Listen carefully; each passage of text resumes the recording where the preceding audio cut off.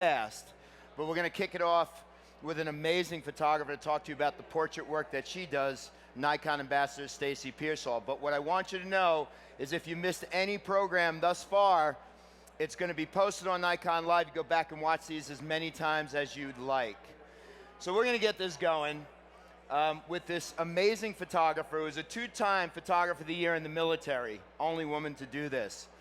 The work that she's done since she's out of the military with her Veterans Portrait Project is so significant and so powerful to tell the story about veterans that she knows and she has met through the project. Let me bring her up to the Nikon Theater stage with her beautiful dog, Charlie, Nikon Ambassador Stacy Pearsall. Thank you, Mike. Woo! It's Friday. Does it feel like Friday? Awesome. Well, thank you for hanging out on this last day, and wow, I really appreciate the support. I don't know if you know what you were getting into, but I know y'all came for Charlie. So everybody say hi to Charlie. Hi, Charlie. Charlie's gonna do what he does best, take a nap. Charlie, sit. Lay down. There you go, good boy. And he gets a treat for that. We'll work for food. Me too. Well, how's everybody doing? Excellent? Good. I'm going to spend my 30 minutes talking about body language and portraiture. The reason why this is really important to me because we are in the business of communicating other people's stories through pictures. And what best way to do that than to know all the ways in which we communicate? So let me get started. I hit the back button. That's how smart I am this morning. Okay. Now, Mike mentioned that I was a military photographer. When I transitioned out of the service, I was looking for something as a continuation of my service, and so I started taking portraits of my fellow veterans. I travel all over the U.S., and I think I've traveled to 30 states so far of the 50. I think I'm doing my math right. Over 7,500 veterans I photographed. And during that process, I've applied my time as a photojournalist and all that I learned about communicating and observing human nature to my portraits. And that's what I'm going to share with you today. So, as a portrait photographer, I'm going to utilize every single thing I can to better understand what my subjects are saying to me and what I'm saying to my subjects. Even when a person is saying absolutely nothing, what they're saying speaks volumes through their body language. Get this. I read that 7% of what we say is actually in the words in which we communicate. 38% is the inflection in which we use. And then the rest is how we deliver it through our nonverbal communication. So imagine this. You come home and your significant other greets you at the door and they said, "Well, how was your day?" I had a great day. Am I saying what I actually am verbalizing? I had a great day. I had a great day. I had a good day. I had a great day. So all of the things in which we're saying is a combination of these, right? I keep fat fingering my forward buttons. Right. Okay. So we know how we communicate, Charlie, the speed bump, because we've been communicating our whole lives. We as portrait photographers need to tap into that inherent ability to read others' language. Now let's talk about that. By observing nonverbals and by understanding the nonverbals we're giving out, we are changing the dynamic when we create portraits of people.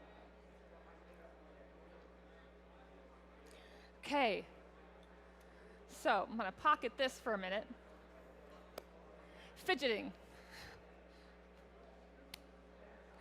When we fidget, sometimes that's just a way of letting that negative energy or that abundance of energy or that anxiety out. So we fidget or we do this or we do that. If we scratch, sometimes you see people scratching a little bit. That's when their blood pressure gets elevated and it causes the blood to rush to the skin and it's just a natural response. That's anxiety. If somebody's like self-soothing, they're feeling a little awkward and nervous, right? If they're rubbing or, oh, I like is preening, like so when a girl sees somebody she kind of thinks is attractive and she preens and she's, oh, you knew it. You're like, yeah, that's how I got this one right next to me. I'm only teasing, just kidding. No, but I preen. I don't have any hair to preen anymore. Who am I kidding? All of these things say something. The best part about nonverbal communication is how we can apply those in our photography. So when you're actually photographing somebody, if they're slouched, it could be a sign of insecurity, fatigue. Obviously, that would be most of us who've flown in for this, or we've had really long days. If they're very erect, it might demonstrate that they don't want to let go of control. Like they're very rigid, right? We've photographed people like that before. Or direct and square. All down to how we're standing makes a difference, okay?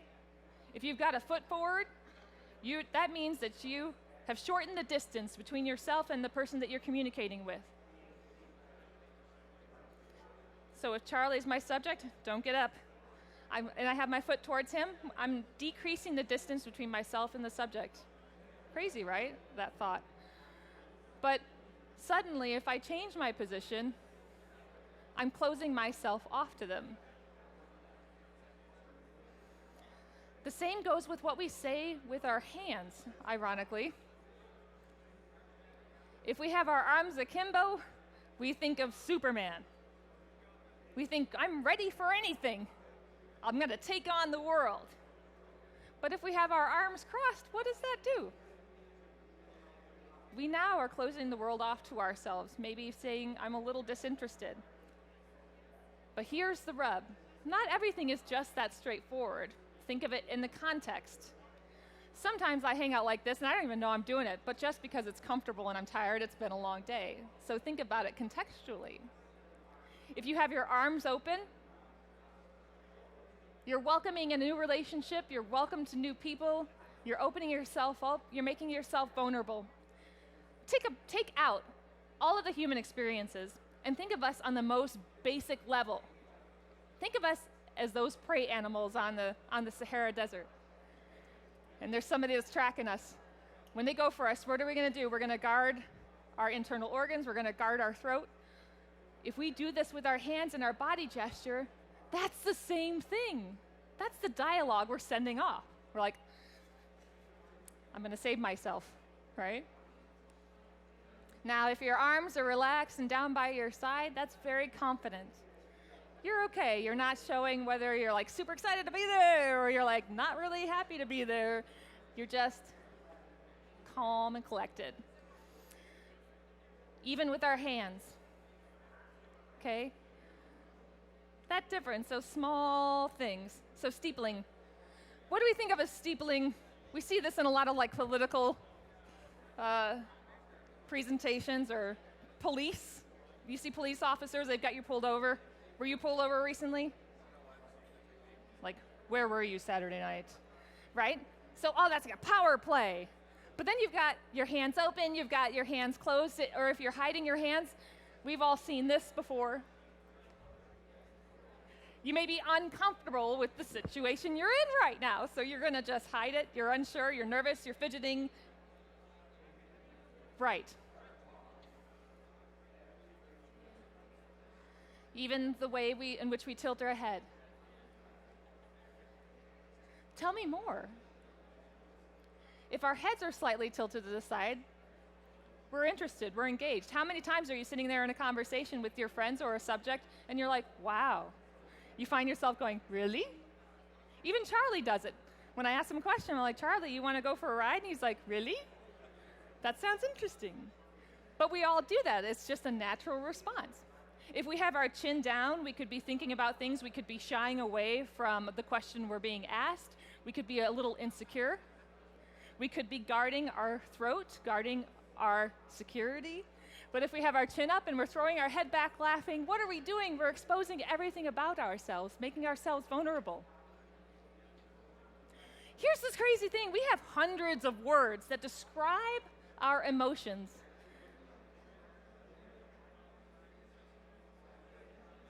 Hundreds of words, right? times that by 10, and now we're talking about the very nuance of the facial gestures that we give that relate to those words. From feeling sad and happy and angry and concerned, to having fear and surprise and curiosity. Here's one of the toughest things we will ever deal with in our industry, and raise your hands if you agree. How many of you are like, you have mom off to the side and you're trying to get a portrait of a kid and you want it genuine, and you're engaging and you're trying your level best, and mom's like, smile! And the kid goes, is that a real smile? No. This is the hardest one to detect, the Duchenne smile. This is the actual smile that you get when you're genuinely engaged with somebody and they're genuinely smiling, and you can tell when it is authentic because every single muscle in the face is contracted and they have wrinkles around their eyes and they're throwing their head back laughing, and it is awesome. These are the things I live for right here. When I've got my subject matter engaged and it's just the two of us, I am looking for those moments. I preach time and again, if you have your subject in just that sweet spot, wait for 10 gestures to happen and photograph them. Because those micro gestures may just be the nuance you need to have the difference between a good photo and a great photo. Let me get it out away from my... The micro gestures are just these really small leaks of emotion that happen in very, very brief durations of time. That subtle difference between or all of those things that are happening on my face instantaneously. Now, from the very beginning, I said I wanted to talk to you about body language as it relates to portraiture. But I would be remiss, and I would not be doing my job correctly if I didn't talk to you about how we as photographers are saying and relating our own emotions to our subjects. This is a dynamic. It's a two-way street, okay? So from the minute you meet your subject matter, the energy in which you're putting out is going to change the relationship you have with your subjects. They could either put them at ease or make them even nervous. How many subjects have you ever met that said, I am so good in front of the camera, you're gonna love me? In my dreams. 99.9% of the time, they get in front of my camera and they say, do what you can, I'm probably gonna break your camera. Right? Am I right? How many times? And you're like, goodness, if I had $1 for every time I heard this, I would be a millionaire and I wouldn't take portraits anymore. Well, I probably would because I love it. But first impressions are the ones that are the lasting ones, and that will set the tone. Think of it like this. We all are born with this inherent bubble around ourselves, this personal space bubble. And we need to get past these personal spaces in order to really be intimate and to connect and to create intimate portraits. That's the goal, okay? That intimate space is that space we share with the loved ones we have at home, with our family. That's like when somebody comes up to you and like really, really hugs you in and gives you a kiss on the cheek. And if a perfect stranger did that, you'd probably be like backing away instantaneously, guard up. Then we have the personal space, the space left for those who are kind of acquaintances that we see on a day-to-day, maybe at work, and we feel comfortable getting in there.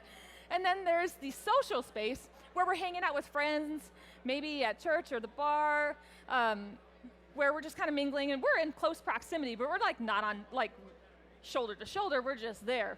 And then the public space, as we are now. Think about it, look to your left and right. And for those of you at home who are watching maybe in the office, think about that space that you leave in a personal space that's that personal bubble. As portrait photographers, we want to actually delicately go into those personal / intimate spaces to crash that barrier down. And how are we going to do that? I have a few tips for you. Sometimes it's just a matter of shaking hands first, right? If you go and you extend your hand. Remember, from the waist down says the most about how we are truly presenting ourselves and how we are truly feeling. Why? because it's the furthest from our brain, and it takes the longest to get under control. Think about that responsively. It's crazy. So if you really want to know how somebody's responding to you, I know I saw that look on your face like, what is she talking about? This is really odd. What I'm saying is that when I approach somebody, and if they are like this, I'm going to proceed with caution. If they've got their body turned away from me, that means that they are ready to head for the nearest exit.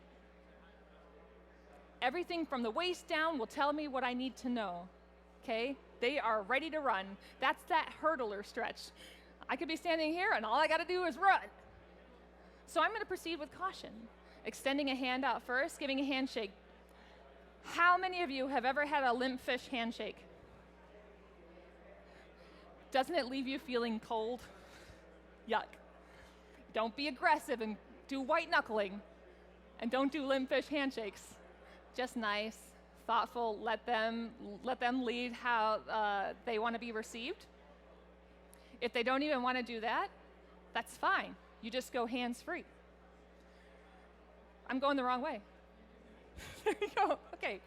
Now this. I've seen people who are very timid, they're very shy, and they don't like to be touched. And I can tell just by watching their nonverbals that I need to be a little bit more cautious. So what I'm going to do is, whether I have some forms or I have a book they may want to look at or something they may find interesting, I may be like, oh wow, that's really neat. Can I have a look? Charlie, you're my subject. And I'm going to get as close to them as I can without actually touching them. Then when they actually open up to me and they give me those nonverbals and they turn their body towards me, I am going to use that window of opportunity to go to the next stage. Laying hands. From the moment when we're young, that personal space is developed. We're born with that. And it needs to actually be a step-by-step process about how we break that down. So I'm going to just, and we all know where it is appropriate and not appropriate to touch somebody. Safe zones between the shoulder and the elbow, right here. But as you can see in my example, I've worked really, really hard to get to the really intimate spot. And I use this as an example of, he's like, I don't know where you want me to stand. Where do you want me to stand? And sometimes I'll do it just on a whim, and I will either grab them by the shoulder and be like, all right, just move with me, move against me, rotate this way or that. And if they are really beginning to open up to me, I'm going to work down into what we call the really intimate space, making sure that I'm watching the nonverbals and moving them accordingly, okay? From there, I am going to use guiding hands. Whether I have to or not, if I can get into my subject and touch them in a non-defensive, non-directive way, this helps build the bond. This creates a better dialogue, a nonverbal. Now, in that, I can move into something a little bit more theoretical. We communicate, we are photographers, we want to capture the true essence of our subjects. We need to do that by observing, listening, and empathizing. How many of you feel like you do more than photography? You're building others' confidence. You're lifting them up. By the end of the day, you're done shooting and you're exhausted because you've given all the energy that you have to make that a successful shoot, am I right? One of the key things that we overlook all the time, observing, listening, relating. Most people live in the past or the future. How many of you have woke up, you have a packed day of photo sessions, and you're thinking about yesterday's shoot, you had a rough time, and you can't really shake it. You're like, I didn't really get a lot of great photos, so your mind's in the past, and then you're thinking about all the shoots you've got to do tomorrow, and you've got a wedding on the weekend. You're overwhelmed. Needless to say, you still got to get a portrait session done today. But your mind's in yesterday, and your mind's in tomorrow, and you're not present. So you're not observing, or listening, or relating, because you're not in the present. So change that mindset.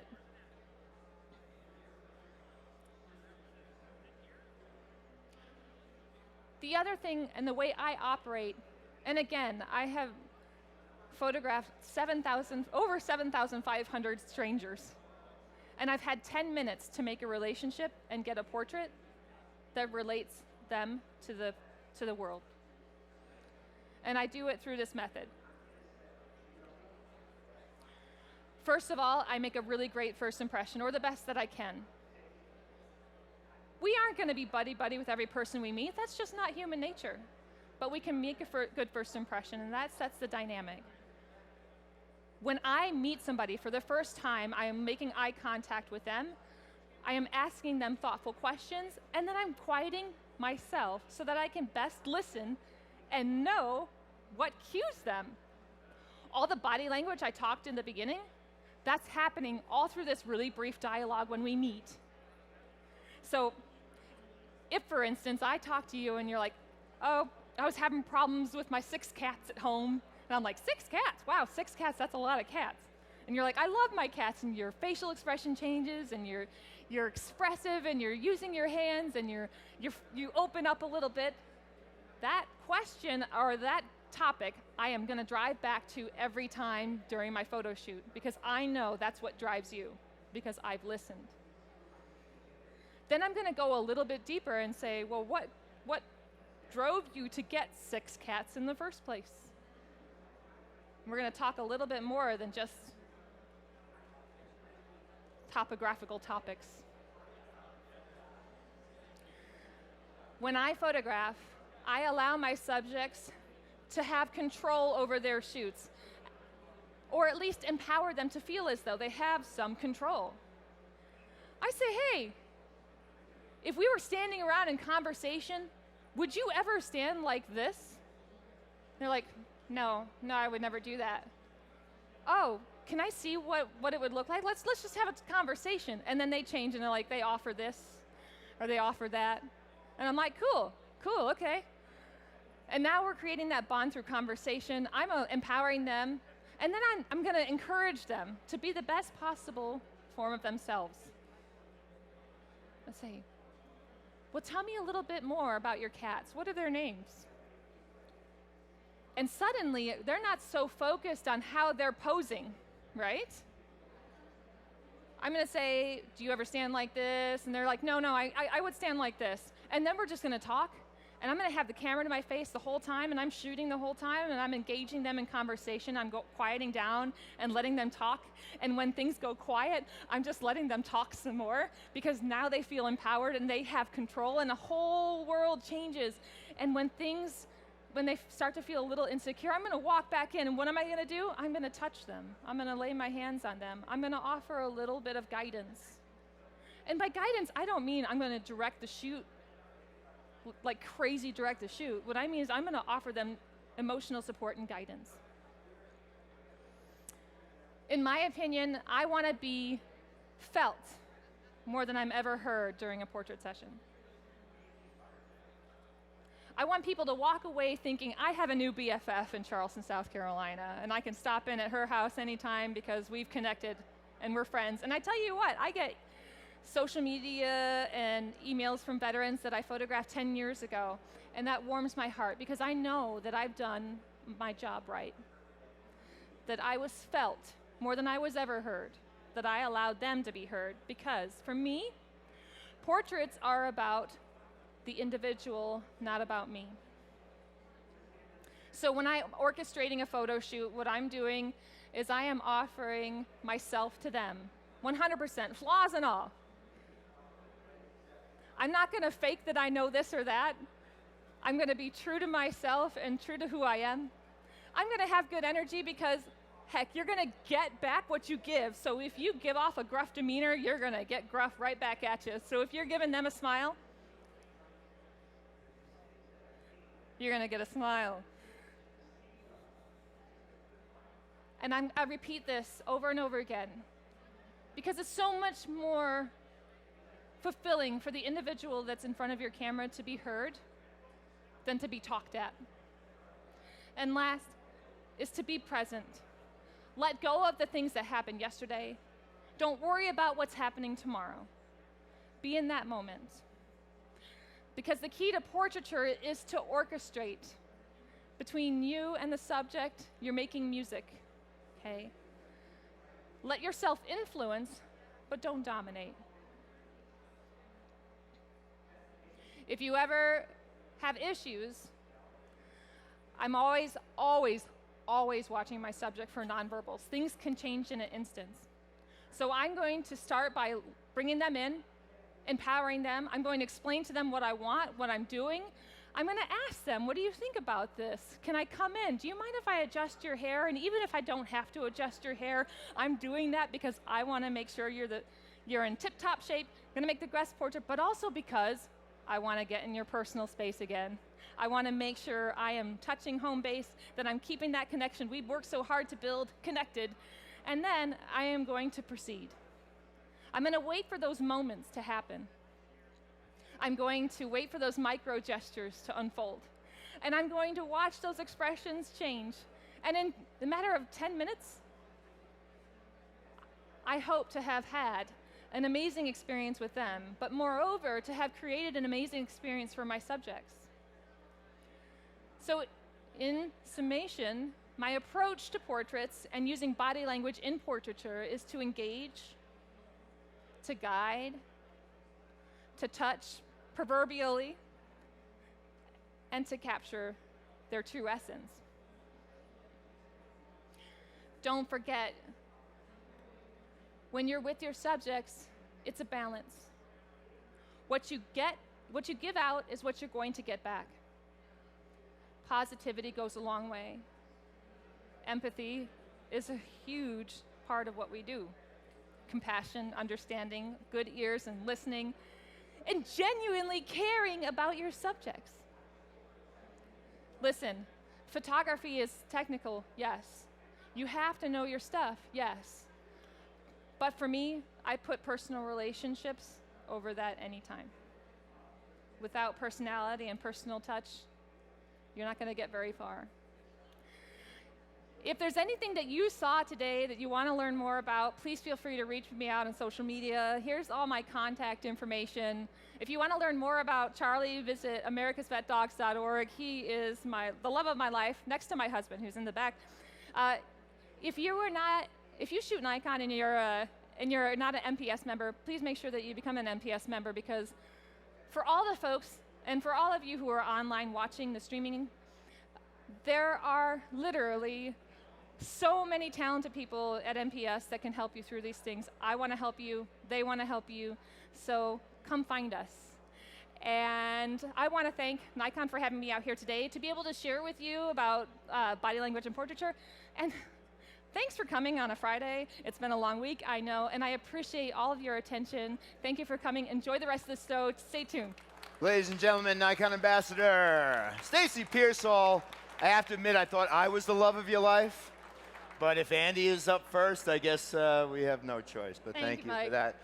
All right, stick around. We're going to keep this going. We got Kelly Beezer, an amazing portrait photographer, family photographer, coming up in just a few seconds. We're going to make a transition on the shows in the back. If you have any questions for Stacy, she'll take them off on the side. If you have any questions for Charlie and speak dog, that's great too. But we want to keep the education going. We got a very short window here to teach, and we'll have Kelly come up in just a second. If you do not know, if you missed any portion of Stacy's show or any show up to this point or any show to come, we will be posting them on Nikon Live. I think we are officially out of t-shirts, so if you got one, great. If you didn't, I apologize, but the Z shirt for WPPI is now finished, over and out. All right, so I met this nice lady at a Click and Moms convention a couple of years ago. And she won my heart as she was lecturing to her group when she said, I just bought the Nikon 200 f2 lens. And the arsenal of gear she had was more than most I had ever seen. The way she worked with the crowd was unbelievable, but the photography she brings to the table in education is unbelievable as well. Let me introduce to the Nikon theater stage, Kelly Beezer.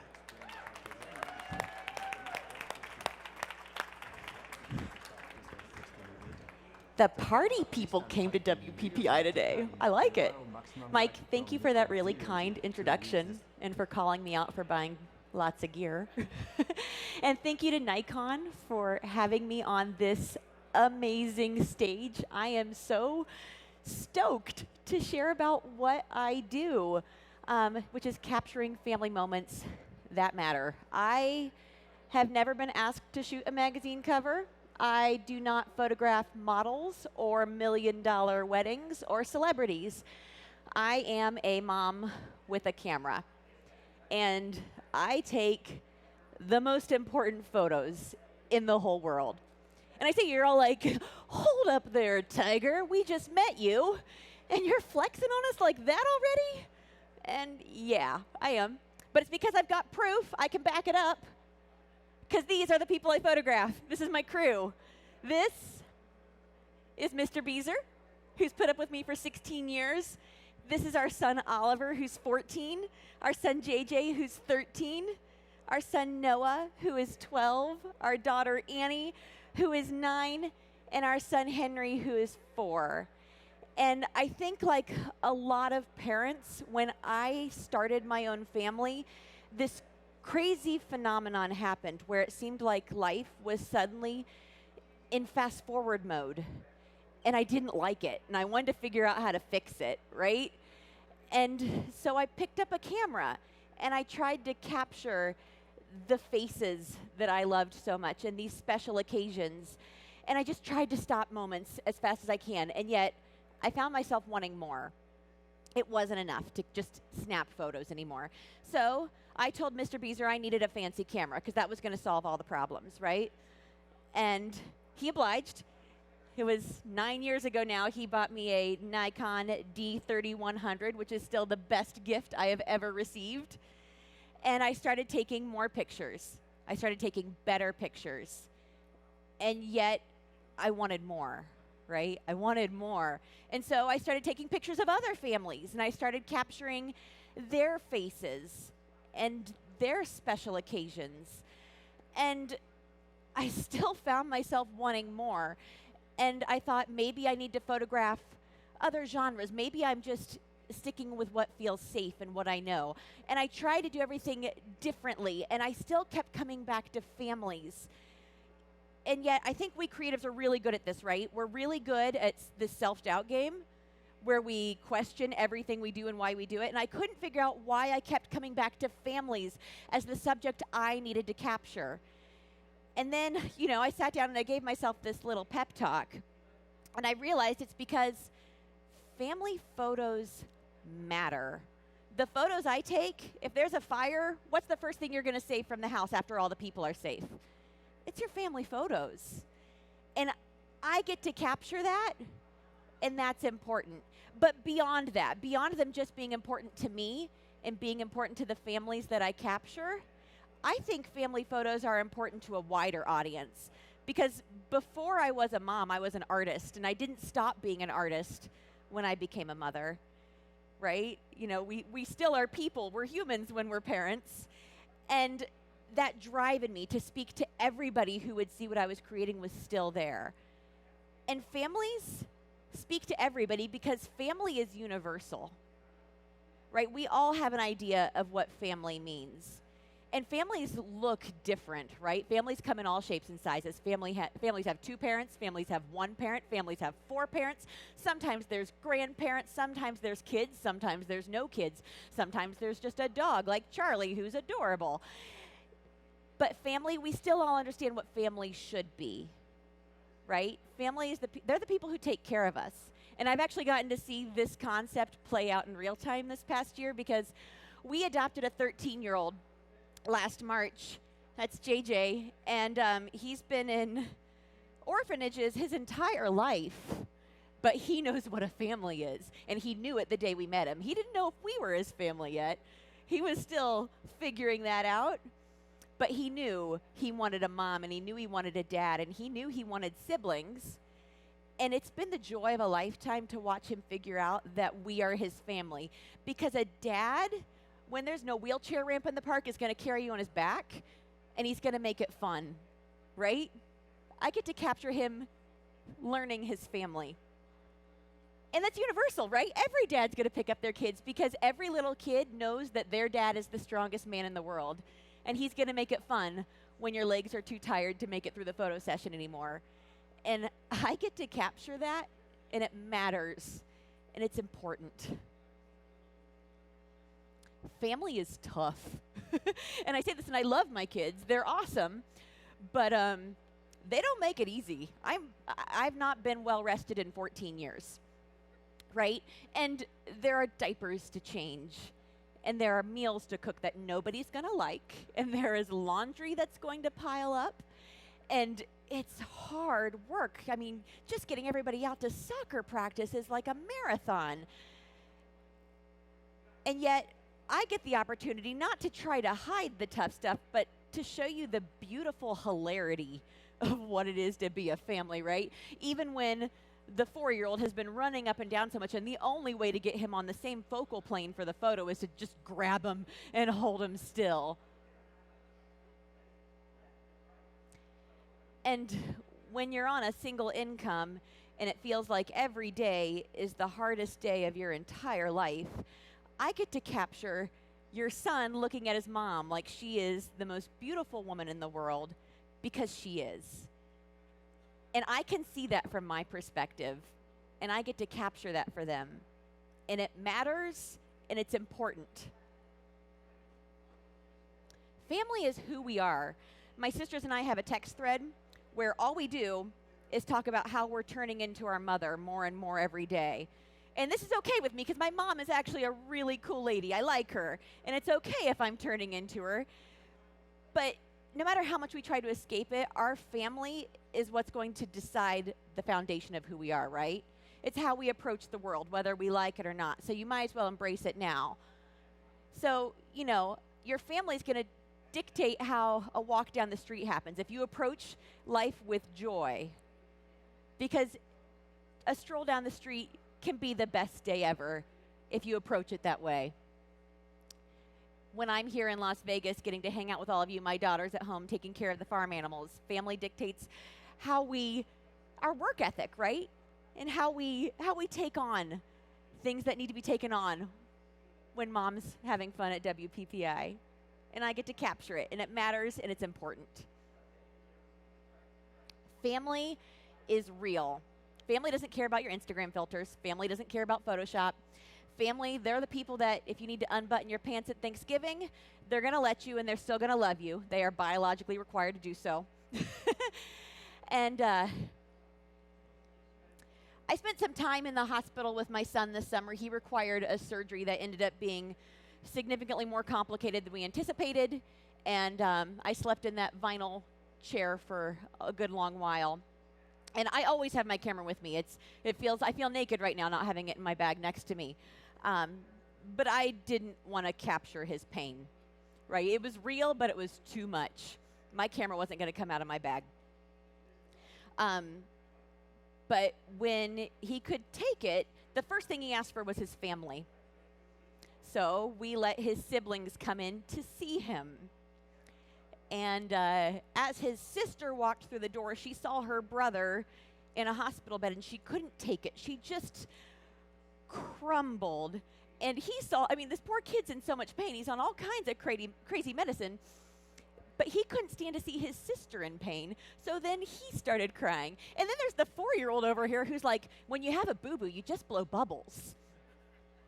And I saw all this playing out in front of me, you guys, and I didn't want to capture the pain, but gosh, that's some beautiful pain right there. And I get to capture it, and it matters, and it's real, and it's important. And then I get to capture the flip side of it, because my kid can walk, you guys, and it matters. And I'm a mom with a camera, but it matters to capture it, and it's important. And do you see this? They have the same smile. Family is everything, right? As long as you've got your family, the people who are your safe people, you're going to be okay. And when you become a parent, your whole solar system changes. It's your kids are the sun, and when you're a kid, your parents are the sun. And everything else rotates around that. And I get to capture that for these people as they welcome new kids into their world. And as long as you're all together, you'll lay in the muddy grass for me while I take your picture, because it's going to be okay.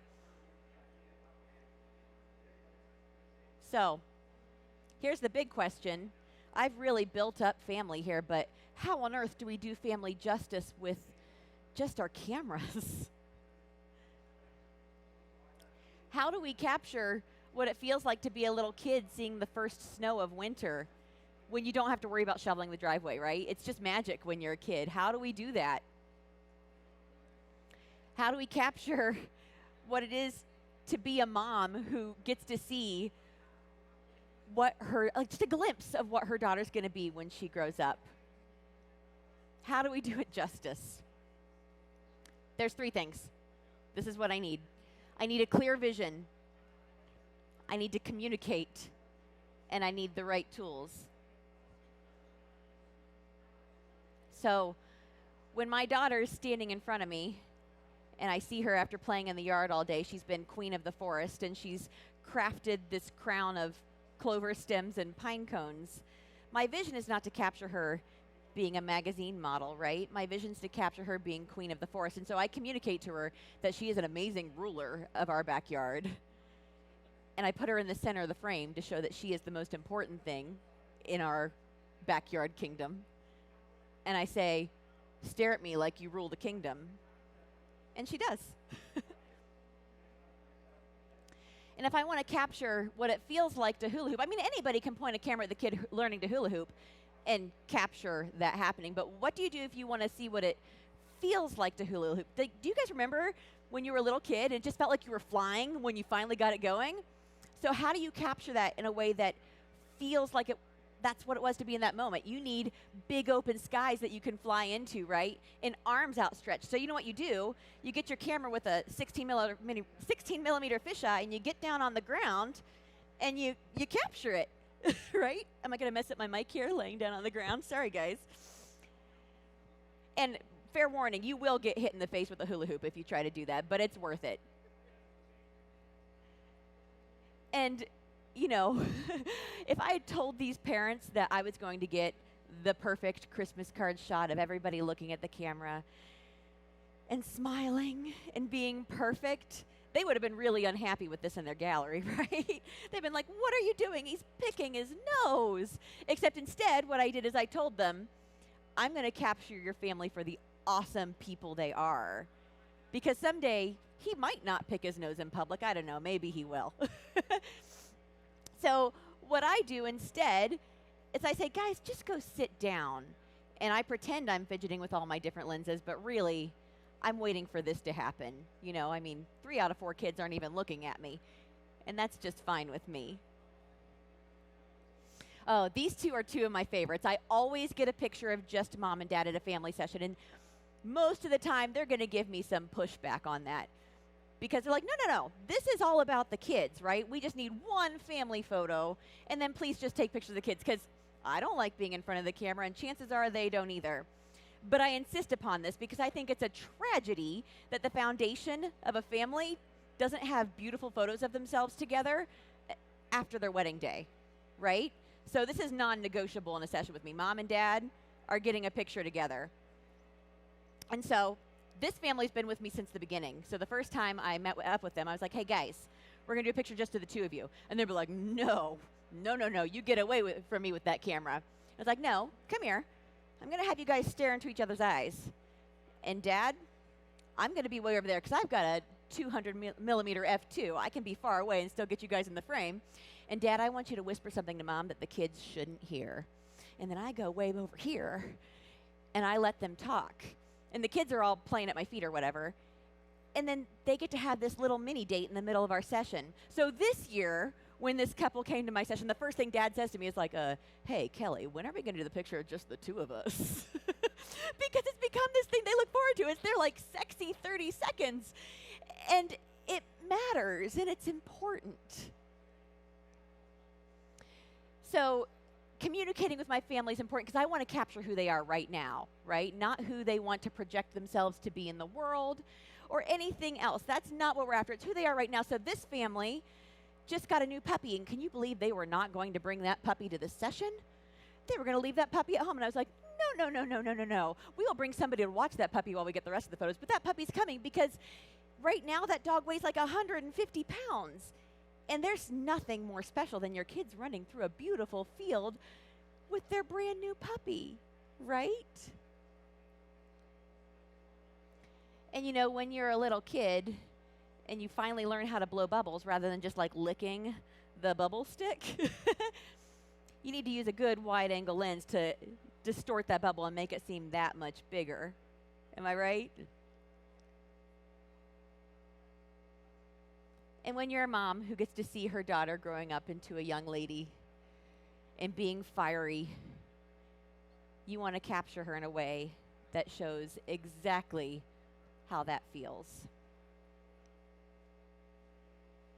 So what's the goal? What's the goal of all this? Because I'm not going to become a millionaire taking pictures of families. The goal is to create the most important pictures in the world. The goal is that in 20 years, this kid's going to look at this photo and remember how much he was loved and how well he was cared for. And that his mom's going to look at this picture on his wedding day and remember that he's always going to be her little boy. The goal is for her to know through my photos that she's always going to be protected. And she's always going to be cared for. The goal is for these two to know that even when things seem really, really hard, and even when there's loads of laundry and too many places to go, and you're tired at the end of the day, that it all started with them, and that they can still laugh about it. The goal is for me to have just a little something to remember what it feels like to hold my babies. Maybe it's a little selfish, but I'm okay with that. And here's the best part of it, guys. We all can create the most important photos. I have a really good friend who's an incredibly talented film photographer. He works exclusively with vintage cameras that are like 160 years old. And I asked him to take a photo of me with my Z7. And he held it up to his face. And first he giggled because you can't like look through that camera and not be like a little like excited about it. Like, ooh. And then he pulled it away from his face and he says, well, darn it, now anybody can be a photographer. Yeah, I'm excited about that, guys. Any of us can capture the moments that matter. I think that's important because we all have a point of view and we all have a perspective. And that's good. It's not competition. It's more art out in the world. It's more people sharing what is important to them. And that matters. And I cannot wait to see what all of you create. Thank you so much. Ladies and gentlemen, Kelly Beezer. So we're going to take about a 15-minute break up here on stage, a little more, and then we're going to come back with more programming, a very special panel discussion with three very, very amazing photographers. So stick around. We're going to keep the education going. Very short day today.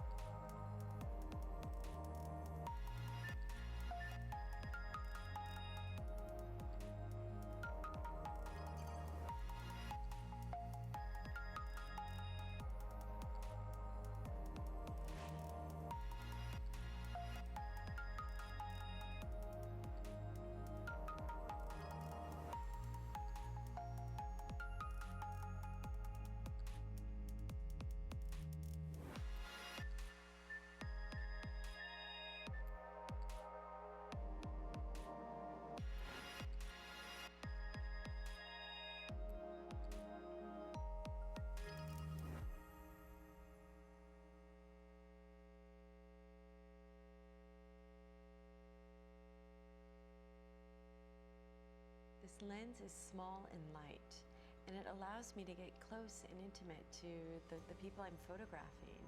And in a way, it almost allows me to become invisible. My name is Amy Vitale. I'm here in Cape Town, South Africa, shooting this incredible city that is so diverse in its landscape and also the richness of culture. I need my gear to be fast and sharp. Frankly, it just has to handle a lot of abuse because I'm in these extreme landscapes, for example, in the middle of a sandstorm. I've been really impressed because this lens is tack sharp in every situation and at every focal range, whether 24 to 70, also when it's wide open, 2.8, sharp. If I can only have one lens, this is it for me, because it can handle a whole range of situations, and it's light and sharp, durable, and fast.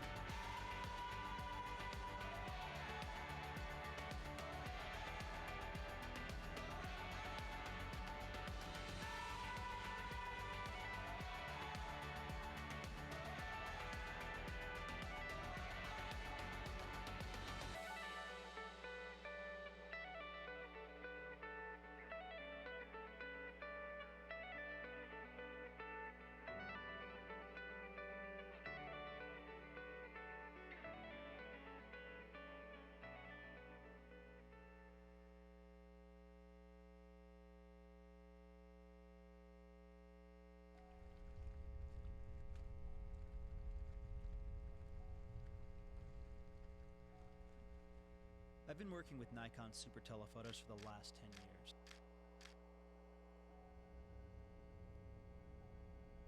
They're essential for the work I do. When they reached out about their new 500mm f5.6 prime lens, I did not expect this. An ultralight and compact super telephoto. My job takes me to some pretty remote places, and the weight of my backpack is always something I have to take into consideration.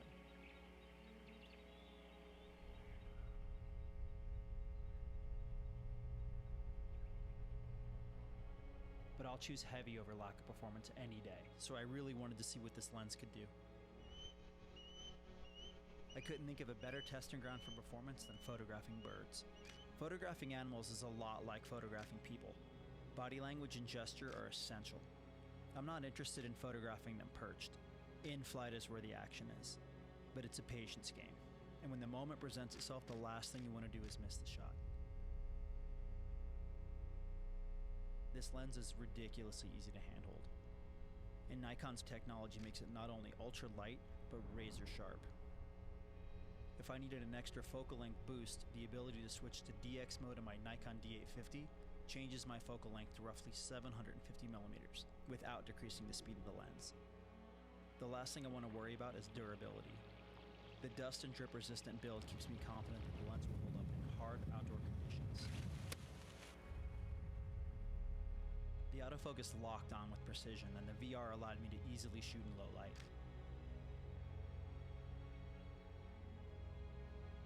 This lens nailed it in every category. It's something I want in my backpack, anywhere I go.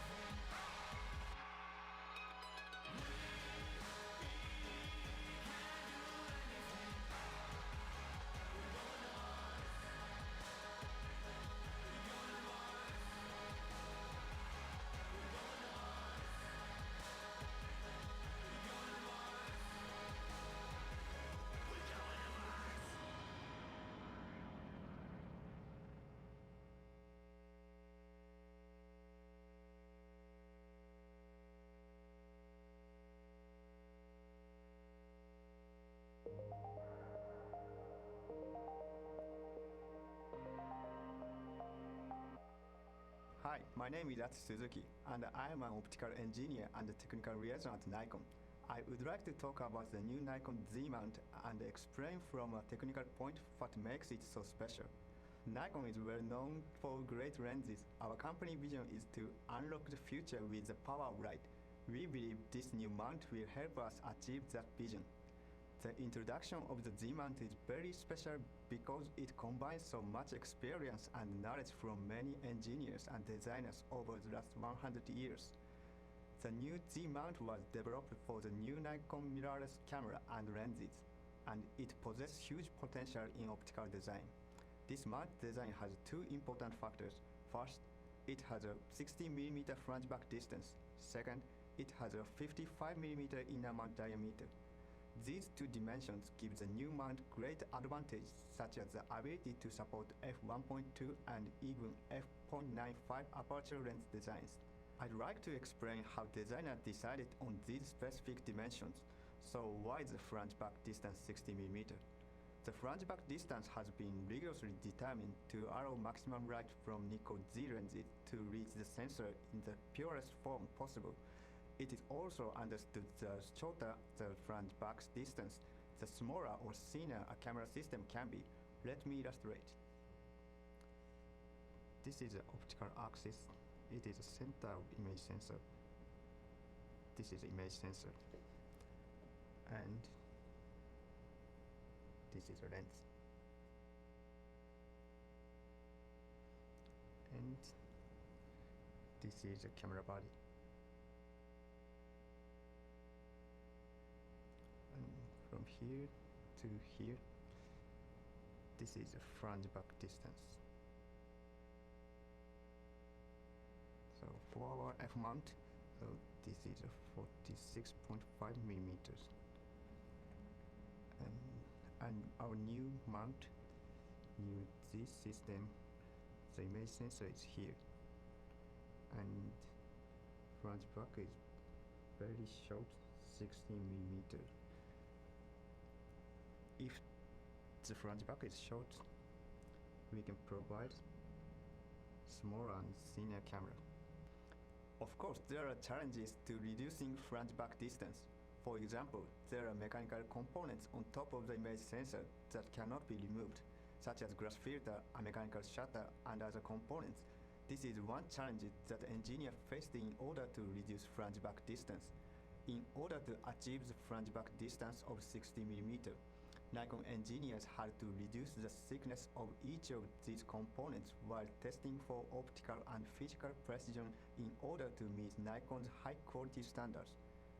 In doing so, engineers were able to reduce the flange back distance to 60mm and at the same time achieved a new level of optical performance. Next, why did engineers set in a diameter of 55mm? A large mount can capture much more light, so by making the mount diameter much bigger, the camera can capture a lot of light and engineers can design much faster and brighter lenses. But if the mount diameter is too big, then it is possible that the lens and camera body will also be too big. On the other hand, if the mount diameter is too small, smaller lens and camera body can be designed. However, only slow lens can be developed. Let me illustrate. So this is a optical axis and image sensor. This is a lens.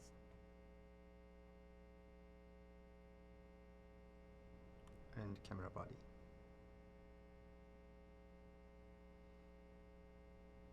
And this is a lens mount. And this distance is in a diameter. And this is ray.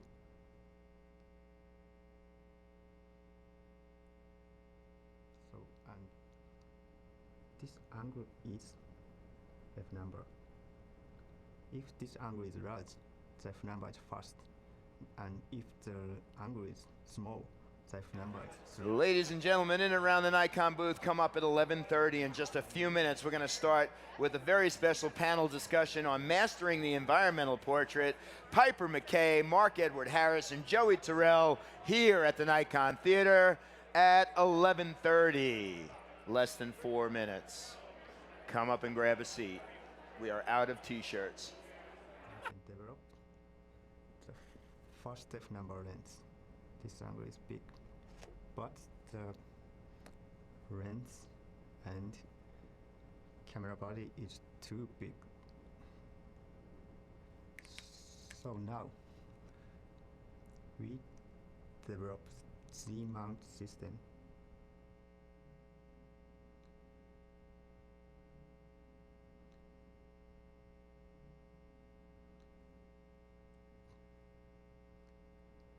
And this mount diameter is 55 millimeter. It provides the best balance of size and great image quality. For an FX format sensor, engineers understood it is important to have enough illumination or central luminous flux to produce a great image at fast apertures. As you saw, 55mm was determined as providing the best performance with a 60mm flange back distance on FX format sensor and the perfect balance to deliver the best optical image quality. Now, with the Z-mount, it is possible to provide extremely fast lenses such as f1.2 and even f.95. Also, 55mm diameter offers a lot of flexibility in optical and lens design. For example, it allows the installation of the large lens elements close to the mount, and it also allows space for a powerful actuator for the F drive. Let me illustrate. This is optical axis and sensor. And this is lens.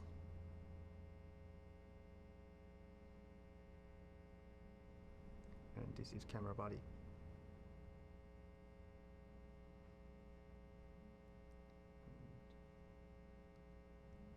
This is lens mount.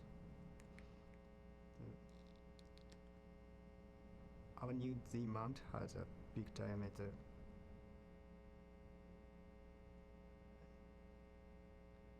So we can put the big diameter lens across the image sensor. So with bigger diameter, we have a room here, and we can place the more powerful actuator, so for faster autofocusing. More space from the bigger mount diameter gives optical engineers the ability to design exciting new type of lenses. For optical engineers, such as myself, that is perhaps what is most exciting. Our engineers created a mount that is faster, allows for great new lens designs, and works perfectly for still photos or video. This new mount enables silent operation and smooth focus for video that professionals will enjoy. Since Nikon is so famous for Nikon F lenses, it was important to provide... Good morning again and welcome to the Nikon Theater. We are on the third day of WPPI 2019. I hope everybody's having a great time. If you are tuning in, welcome back again. We've had some great programs over the last several days. And this upcoming show is the 5th of 5 panel discussions that we've had. We have some very educated, experienced photographers I will introduce to the Nikon Theater stage very shortly. But I wanted to let you know and remind you that if you are tuning in or you're here, all of the programs over the last 3 days will be up on Nikon Live for you to watch as many times as you want. So make sure you grab the schedule or check it out online. Thank you for tuning in. We've had some really great conversations over the last several days, and we wanted to continue on with talking with 3 photographers who, as part of their work, specialize in environmental portraiture. The difference between something staged in a studio or set up somewhere and how you capture that out in the field naturally and beautifully. So let me start by introducing our amazing panelists to the theater stage. This cat I've been working with for several years now. I've admired his work. He made a move to Nikon with the D850, and not just his professional ethic, his attention to detail in the work he does is just so powerful. So let me introduce the Nikon Theater stage, Nikon Ambassador Joey Terrell, Joey and I are in the midst of working on a Nikon School online video that will hopefully launch shortly, and we'll talk a little bit about that during the day. This next lady, I've been impressed by her work for years. It's one of those things where you say to yourself when you're sitting behind a desk, I wish I was. Piper McKay, let me introduce Piper to the Nikon Theater stage. Wildlife photographer and portrait photographer. Thank you. And then the history this gentleman brings to the stage makes us feel very special and proud. His commercial work, photojournalism, street work, portraiture. Not only is he going to come up here and talk on the panel with us, he's also going to present right after this panel, and his work is nothing short of epic. Mark Edward Harris, let me introduce Mark to the Nikon Theater stage. Guys. We've had some great presentations. I'd love to say, saving the best for last, and in a way, the best of the best started on the first program, and we've got you guys up here at the close, and it's a great privilege and honor to have you guys up here, so thank you. I always love to start these by allowing you to explain to the audience a little bit about your background, how you got in photography, and what kind of drives that passion for you. But Joey, would you start, and we'll work your way in to Mark. Sure. I started my career as a photojournalist at the Los Angeles Times, and really enjoyed it, but quickly realized that for me, photojournalism really wasn't the thing that I really wanted to do for the next 40, 50, 60 years of my life. There are other people who are amazing at it, and I realized very quickly that there was something about making pictures rather than taking pictures was what I wanted to do. I wanted to create pictures out of nothing as opposed to capturing what was happening naturally in the world. Like I say, there are amazing photojournalists, and I was not one of them, but there was something about, as it relates to environmental portraiture, that I discovered at the Times that I got an assignment to go shoot a piano player, a world-famous piano player, and I had to bring out lights and make pictures with the lights, and I wasn't very comfortable with it at the time, but I realized very quickly I like this a lot. I like going behind the curtain, seeing and talking to people, spending time with them, and then creating a picture out of nothing. And that, for me, that got me from there to here. Piper, take it away. How did you get started in photography? What drove you to wildlife? And then obviously photographing some of the people you work with now. Okay, well, the short answer would be I went on safari. I was in a weird place in my life. I was going through some stuff. And a friend said, go do something you always wanted to go do. And I'd always wanted to go on safari. And so I wanted to feel good. So I went home after taking that advice. I went on the internet, looked up a trip, not a photography trip, and signed up immediately for a safari on Africa. And, I've always worked with photographers, but I had never taken a photograph with a professional camera. I'd never held a professional camera. I actually didn't really want much to do with photography. I thought everyone who had these cameras around their neck, I was in the fashion industry for 30 years in design. But I got a list, and on it, it recommended a 300 millimeter lens. So I had to go down to my local camera store and basically ask them, I'm going on safari, I need a 300 millimeter lens, help me. So they helped me pick out a camera, they showed me how to use it in manual. So I went off to my first safari, and in the fourth day on the safari, I was sitting there in the middle of Great Migration, 16 years ago now, and I said, I'm going to be a wildlife photographer, and I'm going to live 1 year of my life in Africa. Like, I had forgot how long it took me to develop my fashion career. So, like, next year I'm just going to be, so that took about 10 years. And it's 16 years later, and I actually did move to Kenya. In fact, some of my friends are sitting in safari camps right now in Kenya watching this, so I want to say hello to them. Hello all, well thank you for tuning in. I think it's great. A lot of my guides have photographic gear that I've donated them. It was a huge journey. It was full of a lot of sacrifice. I was in a big corporate job, very lucrative. I made good money. I had a house, I had a vacation house, and it became, how do I go from here to here? And I was so passionate about the photography, and Africa brought it all together for me. And I continued to go to Africa every year for months at a time. I had worked in my job for 14 years, so Right. I had vacation time. I took advantage of every minute and then some. Right. And then it came down to, it was around the year that the economy crashed in 2009, and I was walking with my same friend, and I said, I have to find a way. When I get home from the Pantanal, I'm going to sit down and I'm going to come up with a solid plan. I'm going to write it down. I'm going to figure it out. I'm going to give myself a whole quarter to do it, and I'm going to figure out how I can change my life and Very become the cool. photographer I want to be, or I'm going to quit.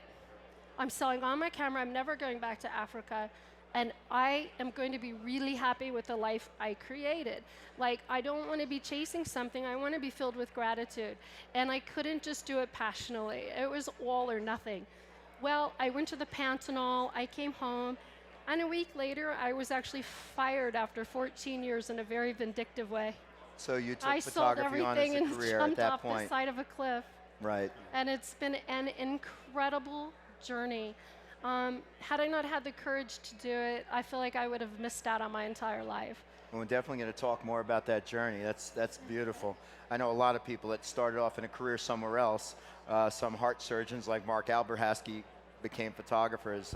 Roseanne Pinella was a lawyer, and she became an amazing travel photographer. So it starts somewhere with that passion. Mark, talk a little bit about how you got into the business and what drove you as a photographer early on to take you to where you are now. It really came out of a love of travel and documenting trips. As a kid, my dad was in PR, and so he had a camera around, and so we would shoot the 35 millimeter and 8 millimeter movie camera, and I just loved the concept of freezing a moment in time.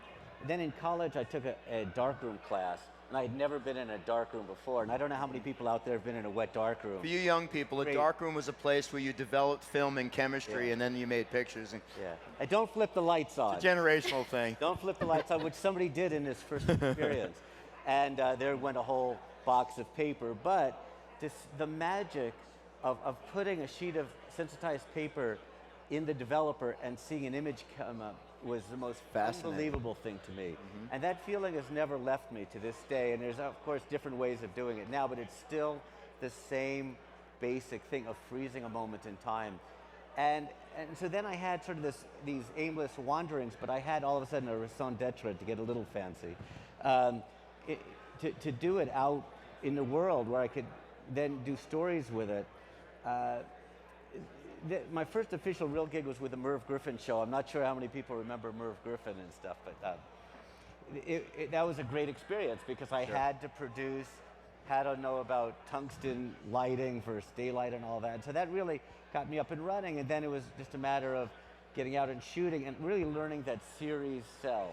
Right. Not a bunch of individual pretty photos, but doing bodies of work is really the key in there. And also, and I'm going to be name dropping a lot because fortunately I've known a lot of amazing photographers with my Q&As. So, and Eve Arnold told me that the stresses of waiting for the phone to ring, like you make a nice portfolio or whatever, led her to do projects. And so In China was her first major long-term personal project. And I really took that to heart. And so I see people like her, my personal guru, W. Gene Smith, and I see how he put bodies of work together. And so that's always what I'm striving for, and not waiting for the phone to ring, but coming up with the ideas myself. Excellent. Every picture tells a story, right? We all agree with that. And any picture with a person in it could be defined as a portrait in some way, shape, or form. Obviously, when you're out on the street and you're photographing a moment and a person happens to be there, we consider that more photojournalism. If you can, try to define, we'll start with you, Mark, and work our way over back to you, Joey. What is an environmental portrait? What makes it different than any other situation that you're shooting in? I sort of break it down to two types of portraits. Sort of the eyes are the window to the soul portrait, which I'll be talking about later, which is really about the person and trying to see through into them. The second is an environmental portrait, which is a picture of a person in an environment that relates to him. Sometimes the word environmental, people think about elephants in Africa, orangutans in Borneo and Sumatra. No, it's got to be within context. So if you were shooting a sommelier, where would you photograph him, right? And so you think about it. So, and those are the most common assignments for magazines, is shooting a person in an environment that relates to them. And that can be for almost any magazine. And so that's one of the things that I tend to focus on and get called for assignments. So Piper, you work in other parts of the world with indigenous tribes, but how would you define what you do as environmental, or was it more travel portraiture? But you are controlling the situation, correct? Yes and no, and I go into very, very deep, remote areas of Africa, places that tourism doesn't go, that are amazing and raw, and I really get to see how some of these tribes have lived for thousands of years, and it's changing very, very quickly. But I go into these environments that are so spectacular. Up in northern Kenya, I mean, it looks like you've landed on the moon. And there's just this vast open space. And to be able to capture that, to put them in the environment to see how harsh their lives are, or what most people think really are harsh, is a lot of times an important part of my story. I mean, the people that I'm capturing are so stunningly beautiful. The image that was just displayed, I have this beautiful older woman, and the goats were going out in the morning. So I'm kind of showing how their daily life is happening. I have her really prominent because she was my subject, but I do like to capture village life or the trees in the background or something that gives a sense of place in the environment in which they're living, rather than just those type portraits that are so beautiful to do. So nature is the backdrop. Joey, talk a little bit about your process, or what defines environmental portraiture for you. To me, the ideal environmental portrait would be the one that doesn't need a caption. Like if you can make a picture that the person viewing the photograph looks at the picture and understands immediately what that person is all about, to me that's a very successful portrait. Can't always do it. There are some things that just need a little bit of explanation. But I tend to look at the environment and the subject as two different things and try to marry the two of them so that the viewer ends up looking at the photograph and saying, either I understand what this person's all about, or they ask the question, what's going on here? And they want to know more. And then maybe they do read the caption. But I did a lot of work in magazine photography, Sports Illustrated and things like that. And the idea was, like, if someone was turning the page, what you wanted was for them to stop. If they went right by it, you failed as a photographer. At least I felt as though I had. So the idea is they're flipping casually through a magazine. You want them to go, oh, what's going on there? That to me is, you've done your job as a photographer if you can pull that off. That's amazing. Piper, you're traveling. How do you approach people, that you're photographing? How do you deal with that communication, or getting them to pose for you? Both ways. I really love the African people. So for me, I enjoy going out and putting time into the area I'm going into. So I like to go out with my local guides. I have local tribe guides that I've made friends with in the community. And I take time to make friends with them. And then it gets me into the broader community in other areas. It also leads into establishing friendships with other villages, and I get known in an area, and so I always have that on my side of deep personal relationships, and really investing in who I'm with, and that's a good thing because when I'm out there with my Land Rover, and it's always with respect and dignity. But after many years, when people became to know me in different areas, such as southern Ethiopia, in northern Kenya, now in Angola, and they're used to me and they're used to seeing my white Land Rover, they're also used to seeing this woman that's driving around during the day. And right. I'll see some Morans, which are warriors, coming, just absolutely pristine, and I will jump out of the car, slam on the brakes, and run. And my guys that are warriors with me, they know, run with her, because I've seen somebody who's just absolutely amazing. Like, I'm so excited at who I'm seeing. And I go up and I approach them. And I tell them, oh man, you are so beautiful. You just look amazing. I haven't seen a warrior so decorated. And I compliment them exactly what's attracting to me. I let them know. And I spend a few minutes with them. And if I feel they're going on their way, and I need to be quick, and a lot of times I do. Right. I got to say thank goodness for the Z7 because it's changed my life. We may be getting into that. We love changing lives with our products. I mean, it's something that we think about when we produce something. When the Z7 came out, the Nikon team really jumped up to the plate and put one in my hands very quickly. I was on my way to Kenya, and it actually got sent up, and I had it instantly converted to infrared.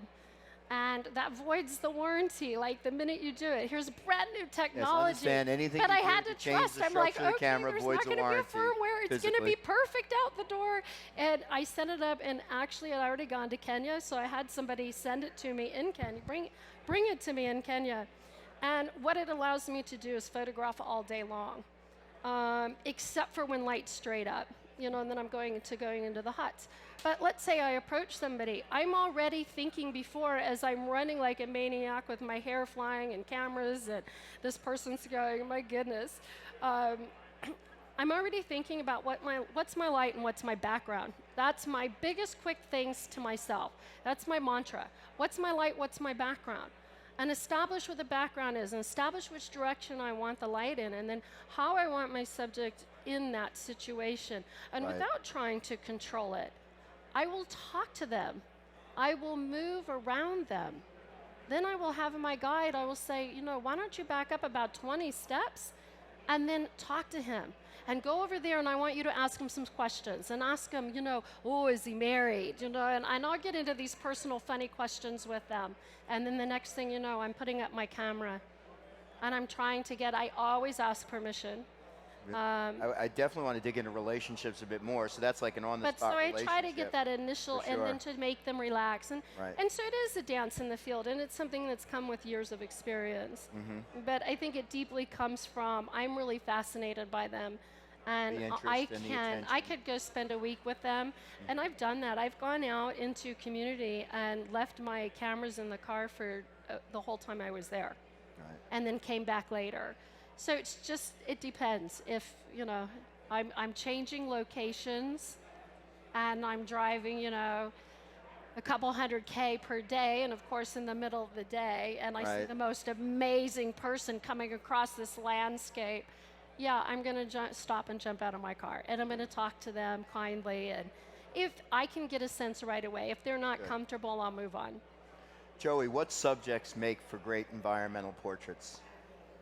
For me, it's, I don't know, I love athletes. Athletes are fantastic. They almost photograph themselves. But to be really honest, Mike, the kinds of things that drive me to go photograph someone is, am I interested in them? Because to me, it's like an excuse.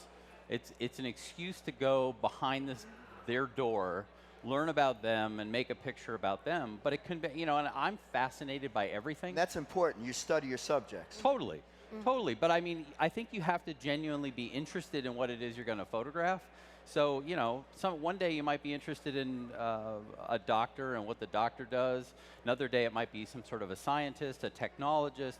It could be someone who's building a rocket motor. It could be anything. But to me, all of them tell stories. And visually, it's incumbent upon you as a photographer to somehow say, here's this person's story, but I'm going to ride along on the coattails of my photograph along the way. I want to learn about that person for myself. I mean, I always describe it the same way. I say that, to me, the photograph is the souvenir of the experience that I just had.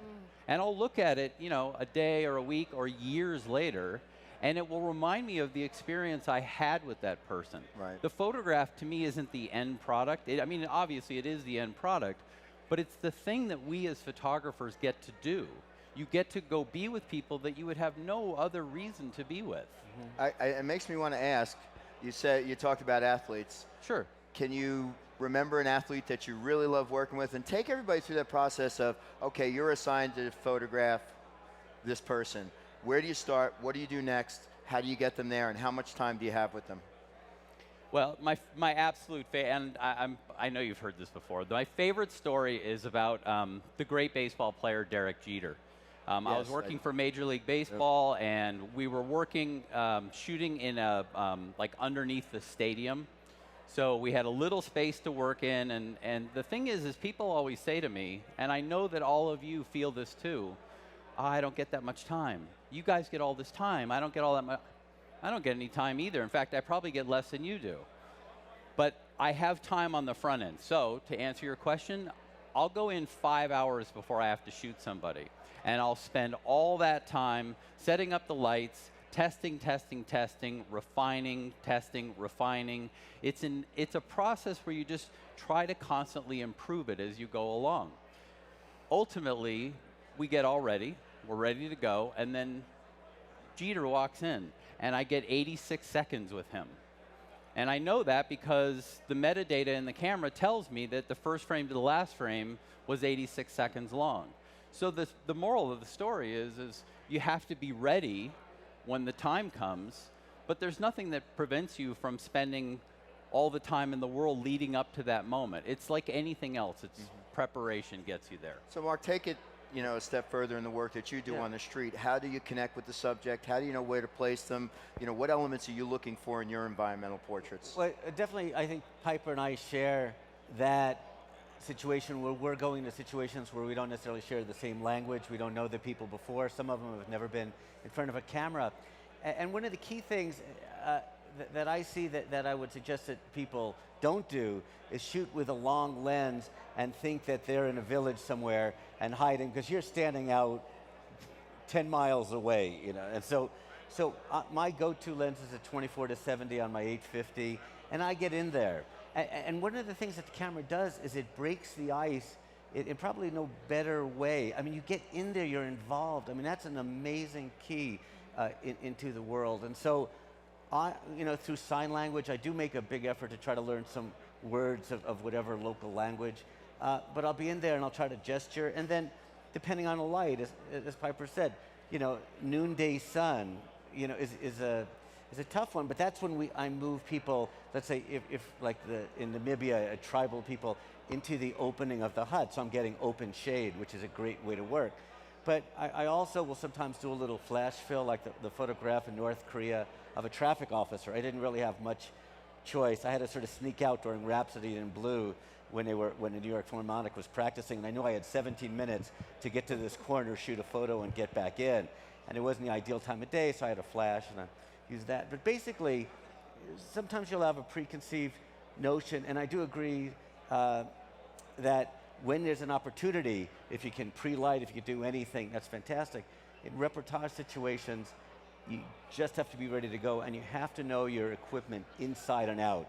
You cannot take a frame and look at the back and look again. You've got to know it inside. That's a great segue into, I want to talk with all of you about what your solid lenses are, what's your lens arsenal, what's in your bag, what are you prepared for, what's your go-to equipment? Yeah, well, so the D850 with the 24-70, if I could only have one setup, that would be it.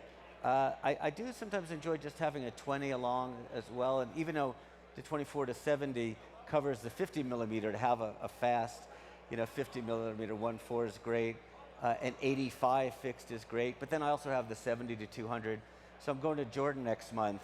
I'm going to be, going on horses and camels and whatever else that mode of transportation. I've got to carry lights. So the 12 to or the 14-24. 24-70, 70-200, and that's it.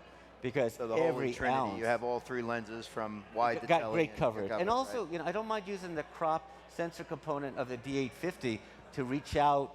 All of a sudden I'm getting with the 200 to 350, and that's really pretty amazing coverage. And then the flash, depending on what I'm doing, if it's a real weight thing, sensitivities are so good these days.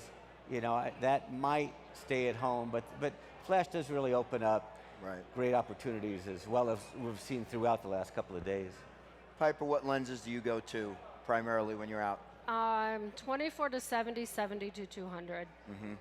It's my go-all, be-all. It gives me enough range because, like we've been talking about, like what Mark and I do, we're out in the environment. We never know what's going to happen, and you're very limited if you're using photojournalist or fixed lenses, which are beautiful. So it gives me the range. And what I love is now that I'm shooting color and infrared simultaneously, generally what I have is my Z7 with infrared on one shoulder, and I have my D850 on the other. Right. And then I'm my 70 to 200, and I love my Z glass, but now that I have the converter, if I need to in the field, I can change very quickly from one to the other.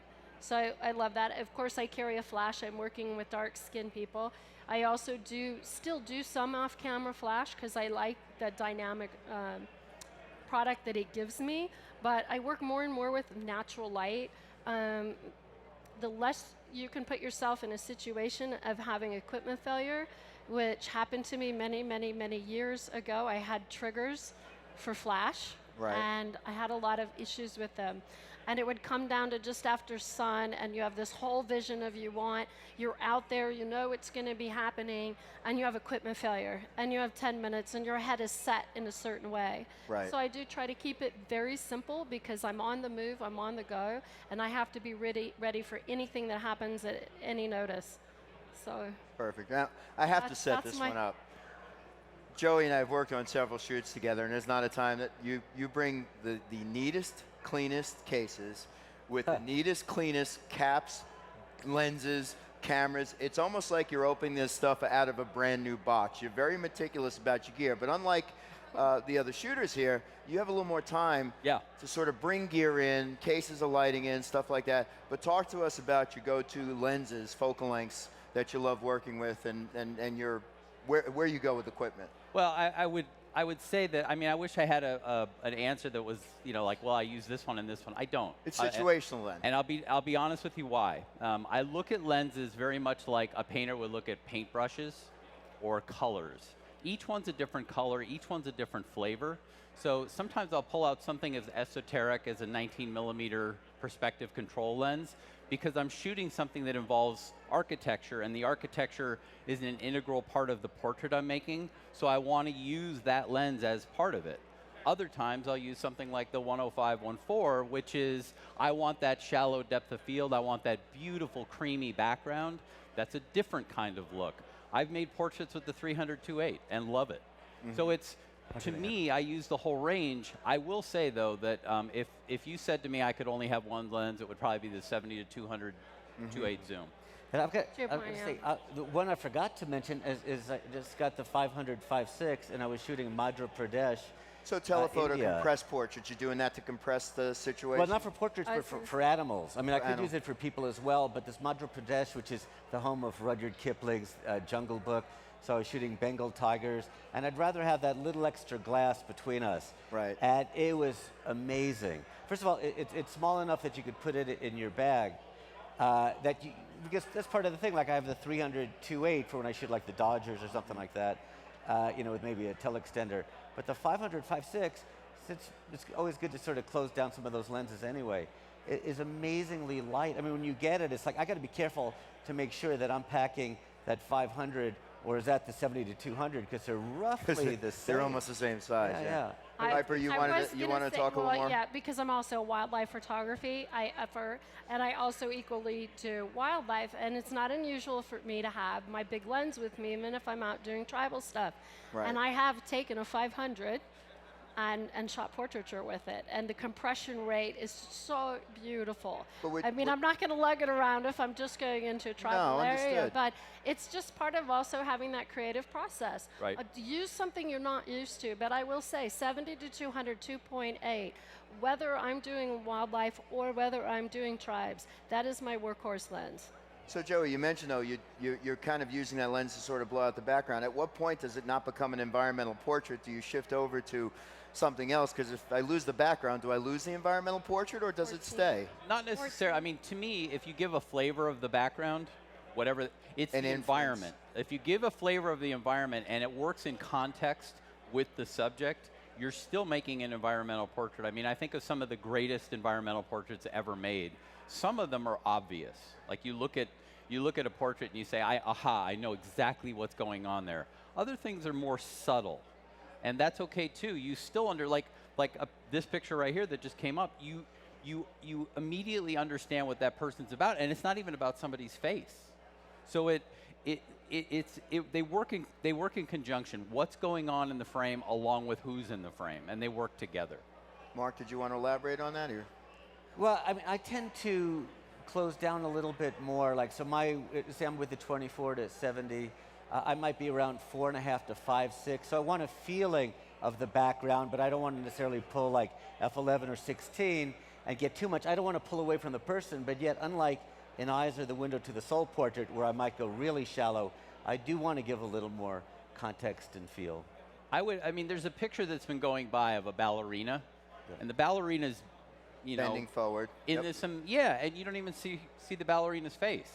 So it's still, in my view, it's still a portrait of the ballerina. Right. You know that you're looking at a ballerina, and the environment is her outfit.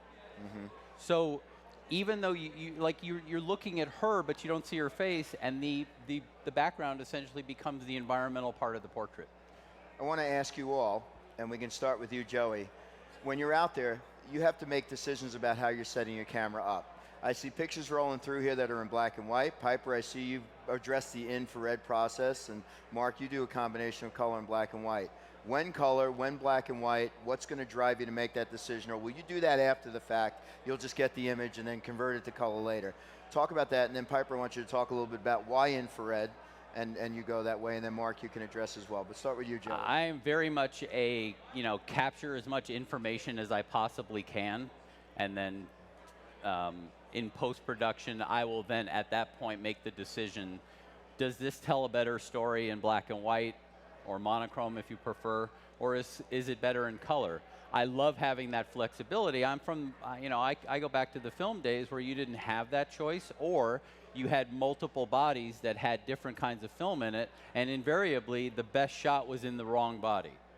You got it in color, but it's really better in black and white. Now we have the best of both worlds in that when if you're shooting raw, you have the ability to convert it later, and I prefer that process for sure. But I'm amazed my background goes back to black and white. When I was at the newspaper, we were working in black and white, and it's amazing to me how often I'll find myself saying, I want to see that in black and white, and really liking it.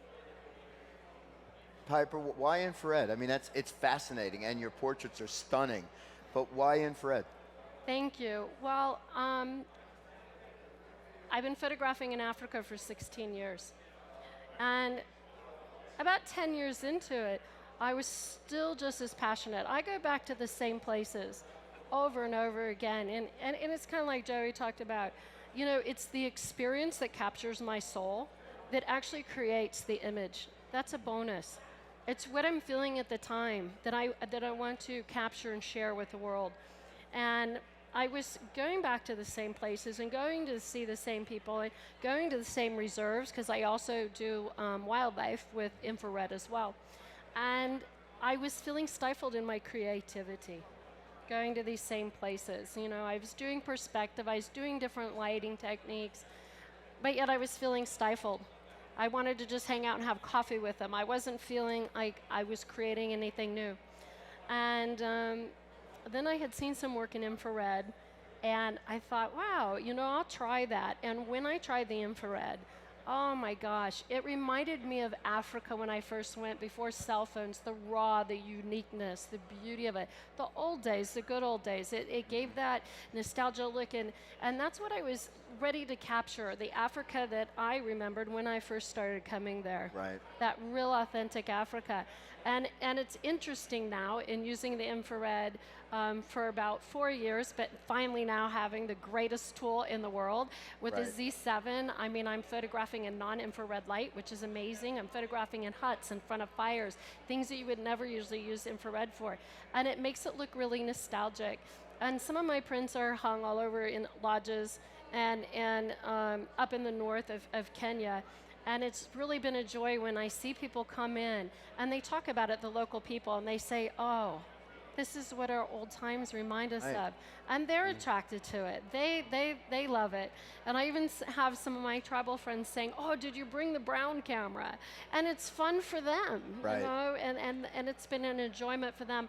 But because I can shoot in bright light, it gives me the freedom and flexibility. but it's really capturing Africa in that beautiful way that I first felt it and envisioned it. And now I'm ready to go back and rephotograph my entire 16 years. Things that you've done before with the media. That's beautiful. Mark, I'm so excited again. talk to us about your approach to color, or black and white, or both, or why. Well, I made the big switch in 2005 when I started my North Korea projects, because I decided I had this amazing access, and I've actually been back 10 times since, but instead of trying to show the world North Korea through an artistic interpretation, I thought, you know what, I want to show it as straightforward as I can. And digital had arrived at that point. If we still were in the slide film days, then maybe I would have stuck to black and white film. But I made the move, and I don't think I've shot a roll since. And then I do, just like when I'm continuing my Japanese hot spring series, I shoot digital, but I convert it to black and white. And I agree with Joey where there's just so much information in a raw file that, and it converts so beautifully. The only issue sometimes is adding some grain so it's consistent if you have a long-term project and there's little, you know. So you're trying to turn it back to the look of old exactly, film. but you have the, you know, it's much harder to pull grain out of something than add the grain in to be authentic. Right. But one of the things that I think are very important to be aware of, and sometimes I think people are not as aware of, is Kelvin temperatures. And it doesn't sound super, super sexy. It's like, ooh, we're going to talk Kelvin temperatures. But to really understand, and if you memorize two numbers like daylight 5600, tungsten 3200.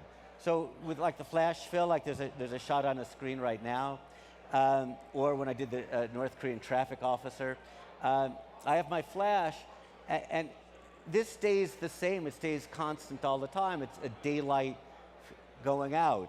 But if you're shooting now 4 o'clock in the afternoon, it's not the daylight temperature of 5600 or cooler. So like right here, I just tuck in a little gel, like a quarter CTO might work for that. But if I'm in a situation like the picture we saw in Iran of the grandfather holding up his daughter, how many people get these with their flashes at don't do anything, and it stays in the closet, right? Correct. This converts daylight to tungsten. And so when I did the picture of the little girl being held up by grandmother or grandfather, that was late in the day. And so to balance the image color-wise, just pop this on. And people say, oh, but it's digital, you could fix it later. But the biggest problem is color imbalance. It's one thing to do an overall thing from like converting, you know, a whole scene that's even in daylight to warm it up. That's great. But when it's a mixed lighting situation, that tends to have a very amateurish look. And so people, I mean, you see, you know, Joey's amazing work with lighting. I'm sure it's dialed in. It's not guessing. And so when you get a new flash, just don't put these in the closet. Right. It's funny, too. I have to go back to a time in my career when I'm out with Joe McNally. He's doing portraits, and CTO. I need a CTO on that speed light over there. I was like, what the heck is right a CTO? here. It's color temperature orange. I didn't know that for a while. I just figured I'd throw her out there. Right. And then the other one, CTB, color temperature blue. So if you want to go from tungsten up to daylight, and there are times to go cooler. The correct color temperature is not like a white piece of paper is white. You know, if you're shooting a romantic dinner scene, you don't want that to be that way. You want warmth in it. So pick the right tone, but be in control of it. It shouldn't be a guessing game. And like we see Joey's obviously a master of that complete control. And as we go around WPPI, obviously the people that are speaking, and no matter what they're using, they're in control of that. I've seen a lot of great photographers with the technique of shooting in tungsten, right, Joey? And then you would color gel the flash to actually bring it back to a daylight balance, so you can actually have both. Absolutely. The best of both worlds. Yep. We're starting to wind down, and this is, again, these times go so fast, so it's pretty amazing to me. But Joe, I'm going to throw this question back at you, and you guys can all address this as we wind down, and then Mark is going to come up and do a nice 30-minute program on his work, and trust me, you don't want to miss this. But why are environmental portraits so uniquely fulfilling to create? Oh, gosh. For me, the best way I can explain it is you have to look at the long runway of life. At least I see this in my rear view mirror, you know, more than I saw it at the beginning. But I look out and I think to myself, how do I want to spend my days and my life with a camera in my hand? And for everybody, it's different. There's no question about it. But for me, I realized back, as I described earlier, when I was working at the newspaper, that I didn't want to just go out and capture the world. I wanted to put my hands on it and manipulate it and make it what I wanted it to be. And you can judge that whether that's good or bad, but that's what I wanted it to do. And the way that I wanted to do it was go in and make these environmental portraits, which would allow me to meet people and talk to them and learn about them and have these life experiences. So, you know, I've told the story many times that there's this great metaphor. It's called the rocking chair test. And it's where you imagine yourself forward in your life, looking back on what you've done and how you've lived.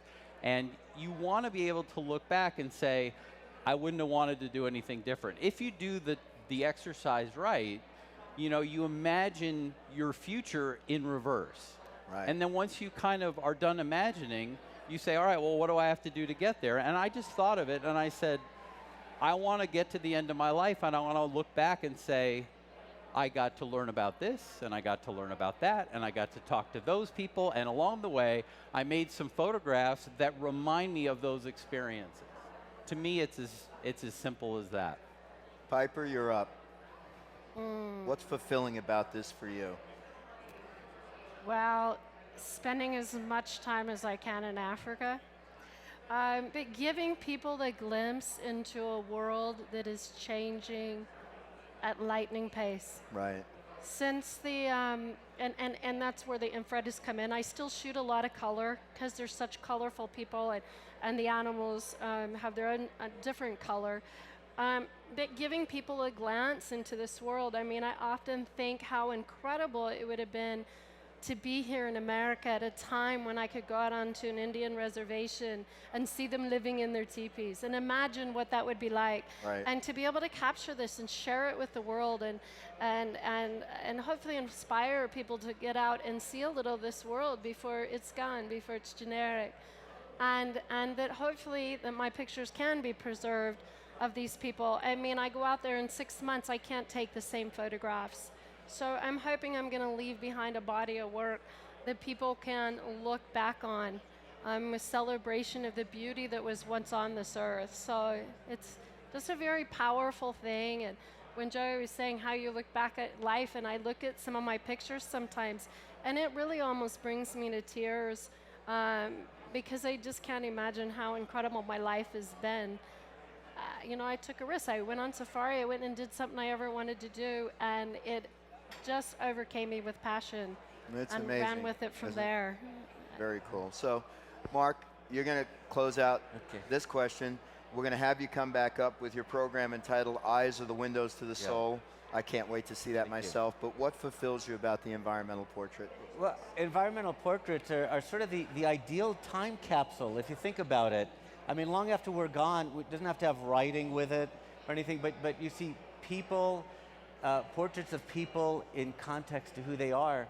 And if you think about the history of photography, it's less than 200 years old. In fact, we're about 4 years away from when Nies captured the first photo that came down through time.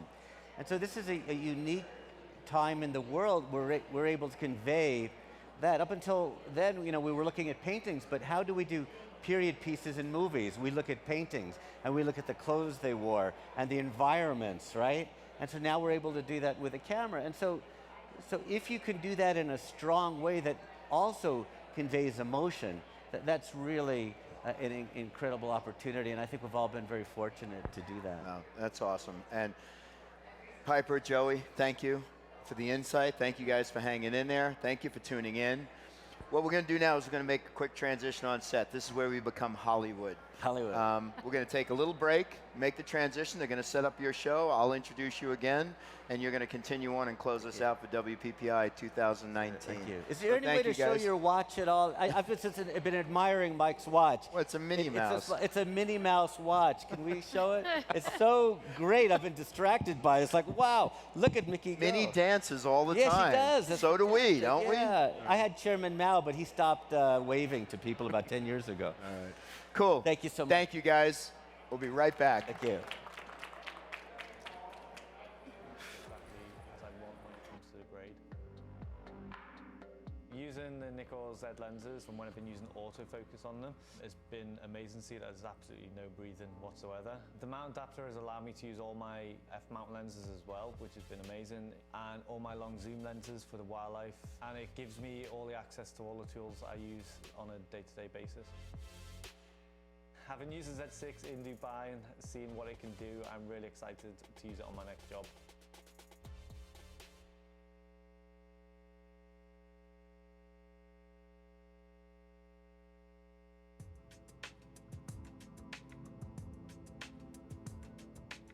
We've been shooting video with Nikon cameras since the D800 and couldn't wait to see how the new mirrorless Nikon Z7 and Nikon Z lenses will perform as we filmed in London, the Italian lakes and Swiss Alps. Even before shooting, due to the smaller size and weight, we found that we could carry everything we needed in smaller bags, travelling lighter and shooting for longer, especially when handheld, on a drone or using a gimbal. Over the course of the shoot, the next thing we noticed was just how far the 10-bit N-Log format allows us to push the grade to create seasonal looks or different moods, taking full advantage of the Z7's dynamic range. Details, even in the shadows and sky, can be pulled out in post for epic visuals. All right, we are closing down WPPI 2019. I know, I can't believe we've made it to the end. But we've got one more program, and this is one you do not want to miss. Now, just as a reminder, if you missed any of the programs over the last several days through WPPI, they will be online at Nikon Live, so go back and watch them as many times as you want. As always, we come to these shows with the intent to educate and inspire, and I think we've done a pretty darn good job of that. So let's close this out with a photographer I've admired for many, many years, the work he's done on the streets, the portrait work he does, some of the incredible people you have photographed. Mark, I'm just enamored by the work. Ladies and gentlemen, Mark Edward Harris. Thank you, my friend. Thank you, everybody. It's a thrill to be here, to say the least, and thank you for coming. Earlier we were talking about environmental portraits in a panel, and for you just joining us, now we're going to go a little more focused into eyes are the window to the soul. And so Joseph Karsh, one of the great portraitists of all time, had a great quote that I want to share with you guys. And so there's a brief moment when all there is in a man's mind and soul and spirit is reflected through his eyes, his hands, his attitude. This is the moment to record. And I think that's fantastic. Maybe we should update it a little bit. Instead of in a man's mind, in a person's mind might be a little more appropriate. But the idea is there. And I'm going to throw out during this half hour a lot of names that I hope you have a chance to do homework on later on. That this doesn't end with us right here at WPPI. So when I do portraiture, I tend to focus on two types. One is a person in their environment, environmental portrait, and then eyes are the window to the soul. And then those are often used in an overall photo essay. So let's take a look at a shot. And one of the main things I've been working on for the last 10 years is North Korea. And we get a lot of sort of stereotyped North Korea, good, evil. And part of what motivated me to do this whole series was the axis of evil speech. So no matter where you sit on that politically, I think it's important we should see who we're talking about. And so this is a portrait backlit, which I like to, when I do my workshops, I like to be a little fancy. So instead of saying backlit, I like to use the word contre-jour. It's the exact same thing, it just sounds cooler. So contre-jour means against the day. And it's a beautiful way to express it. And so for a long time, I would maybe shoot more manual and make adjustments. But then I discovered the plus-minus feature, the exposure compensation, is a fantastic tool to use. And so very quickly you could be, and I also often shoot an aperture priority, but I will use the plus-minus just to maybe, in a situation like this, I know she's backlit, I might go plus 0.7, something like that.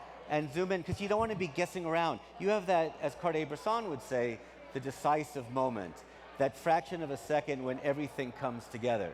So you want to hit it there. You don't want to be saying, well, hold on a second, maybe I need to adjust this or that. No, you got to hit it.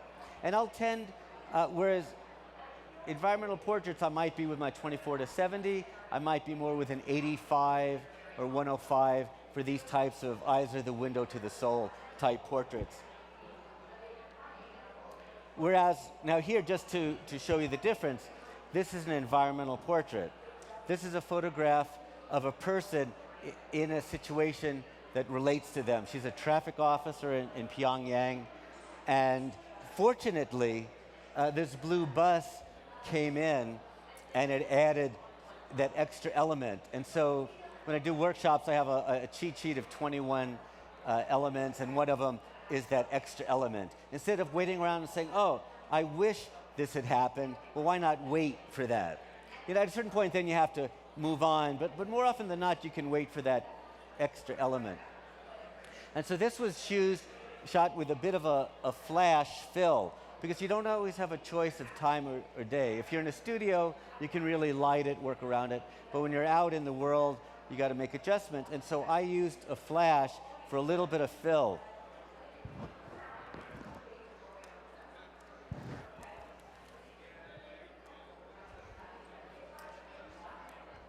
Now, this was 2008, so it was an older camera system, but I'm going to just show you with this, just very easy wireless.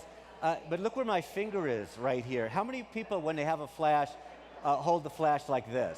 I'm not talking about upside down shooting up, but with a finger, because you can always know where you're shooting.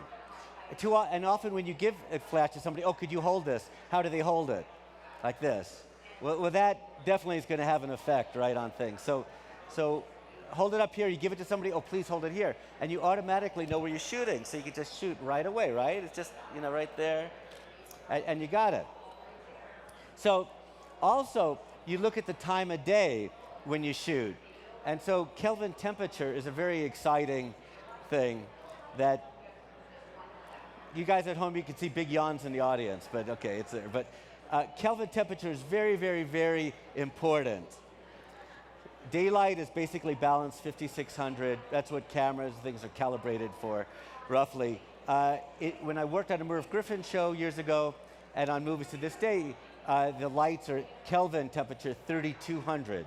Okay, so that's an imbalance when you start having colors late in the afternoon. As we get later, it gets warmer. So we want to make adjustments for that. The flash doesn't make adjustments on its own, right? So we have to. So I often will have a bit of a CTO, a color temperature orange, inside the flash. Very simple, because I don't want to try to change the reality later on. I want to try to get as close to reality as possible. So just this little warming gel, a quarter CTO, takes it down from 5600 to 5000 Kelvin, and then we get the shot. And that's what happened right here. So instead of getting harsh shadows, I was able to soften them up in a very brief amount of time. And she was not too thrilled with me being out there, but c'est la vie. So here's some more images from the North Korea shoot. A classroom in Pyongyang, not Pyongyang, but Pyeongchang, I should say. But see how I focus on one person and sort of tell a story with her, but we have sort of a bit of an environmental portrait going on in the background. This is just ambient light. Most of the shots I do are ambient light. And this is outside, and this is about, you know, approaching people and not hiding from a distance. You know, too often I'll see people with a 70 to 200 millimeter shooting and saying, oh, I don't want to disturb them. But in reality, you know, you're some gaijin, guaylo, yangui, whatever word you want to use. From a distance, you're the only one in the village there. They know you're there. You know, why not create interaction, a human moment? I mean, there are those decisive moments that if you all of a sudden say, hey, excuse me, could you do this? You've changed the reality. So yes, we do have to capture those. But if we're doing a portrait, let's really do it one-on-one, not a group shot coming around. And that's a situation like this. Even if you're on a group tour, let's say, why not just sort of sneak off on your own, or get up early, or stay out over lunch, or late in the day? And so this is a component to start to show what I do to put a photo essay together. So often my environmental portraits and eyes are the window to the soul sort of portraits are done in a context of a photo essay. And so this is Kim Jong-il on the right, on our right, and Kim Il-sung on the left. But I purposely lined myself up in the middle as much as I could so I wouldn't add my own angles, you know, start bending the image. And so this could be an establishing shot or a closing shot, depending on how you wanted to tell the story. But you can see how my portraits are part of the overall story. So in this way, we started off with the environmental portrait. I'm sorry, with the overview establishing shot, then the environmental portrait, then the eyes are the window to the soul portrait, and then some different portraits of people in different environments. And so that's the important part of an environmental portrait. Give some context to where they are. And so that's kind of the combination of the two. So we can tell this is a music school, this is actually it's a high school English class, this is an orphanage, a restaurant, and it goes around like that. And then how do I close it off? We go around, military parade, and then this is the DMZ. This is what connects North and South Korea.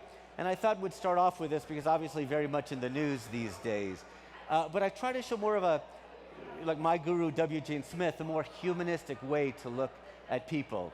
And so this is an amazing concept where North Korean soldier, South Korean soldier, military demarcation line, and that's the reality more than 70 years, you know, and counting.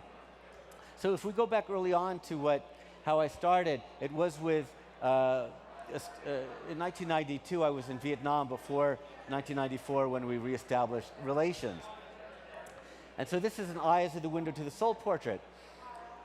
The key for me is that you could shoot these any time of day if you can move people into open shade.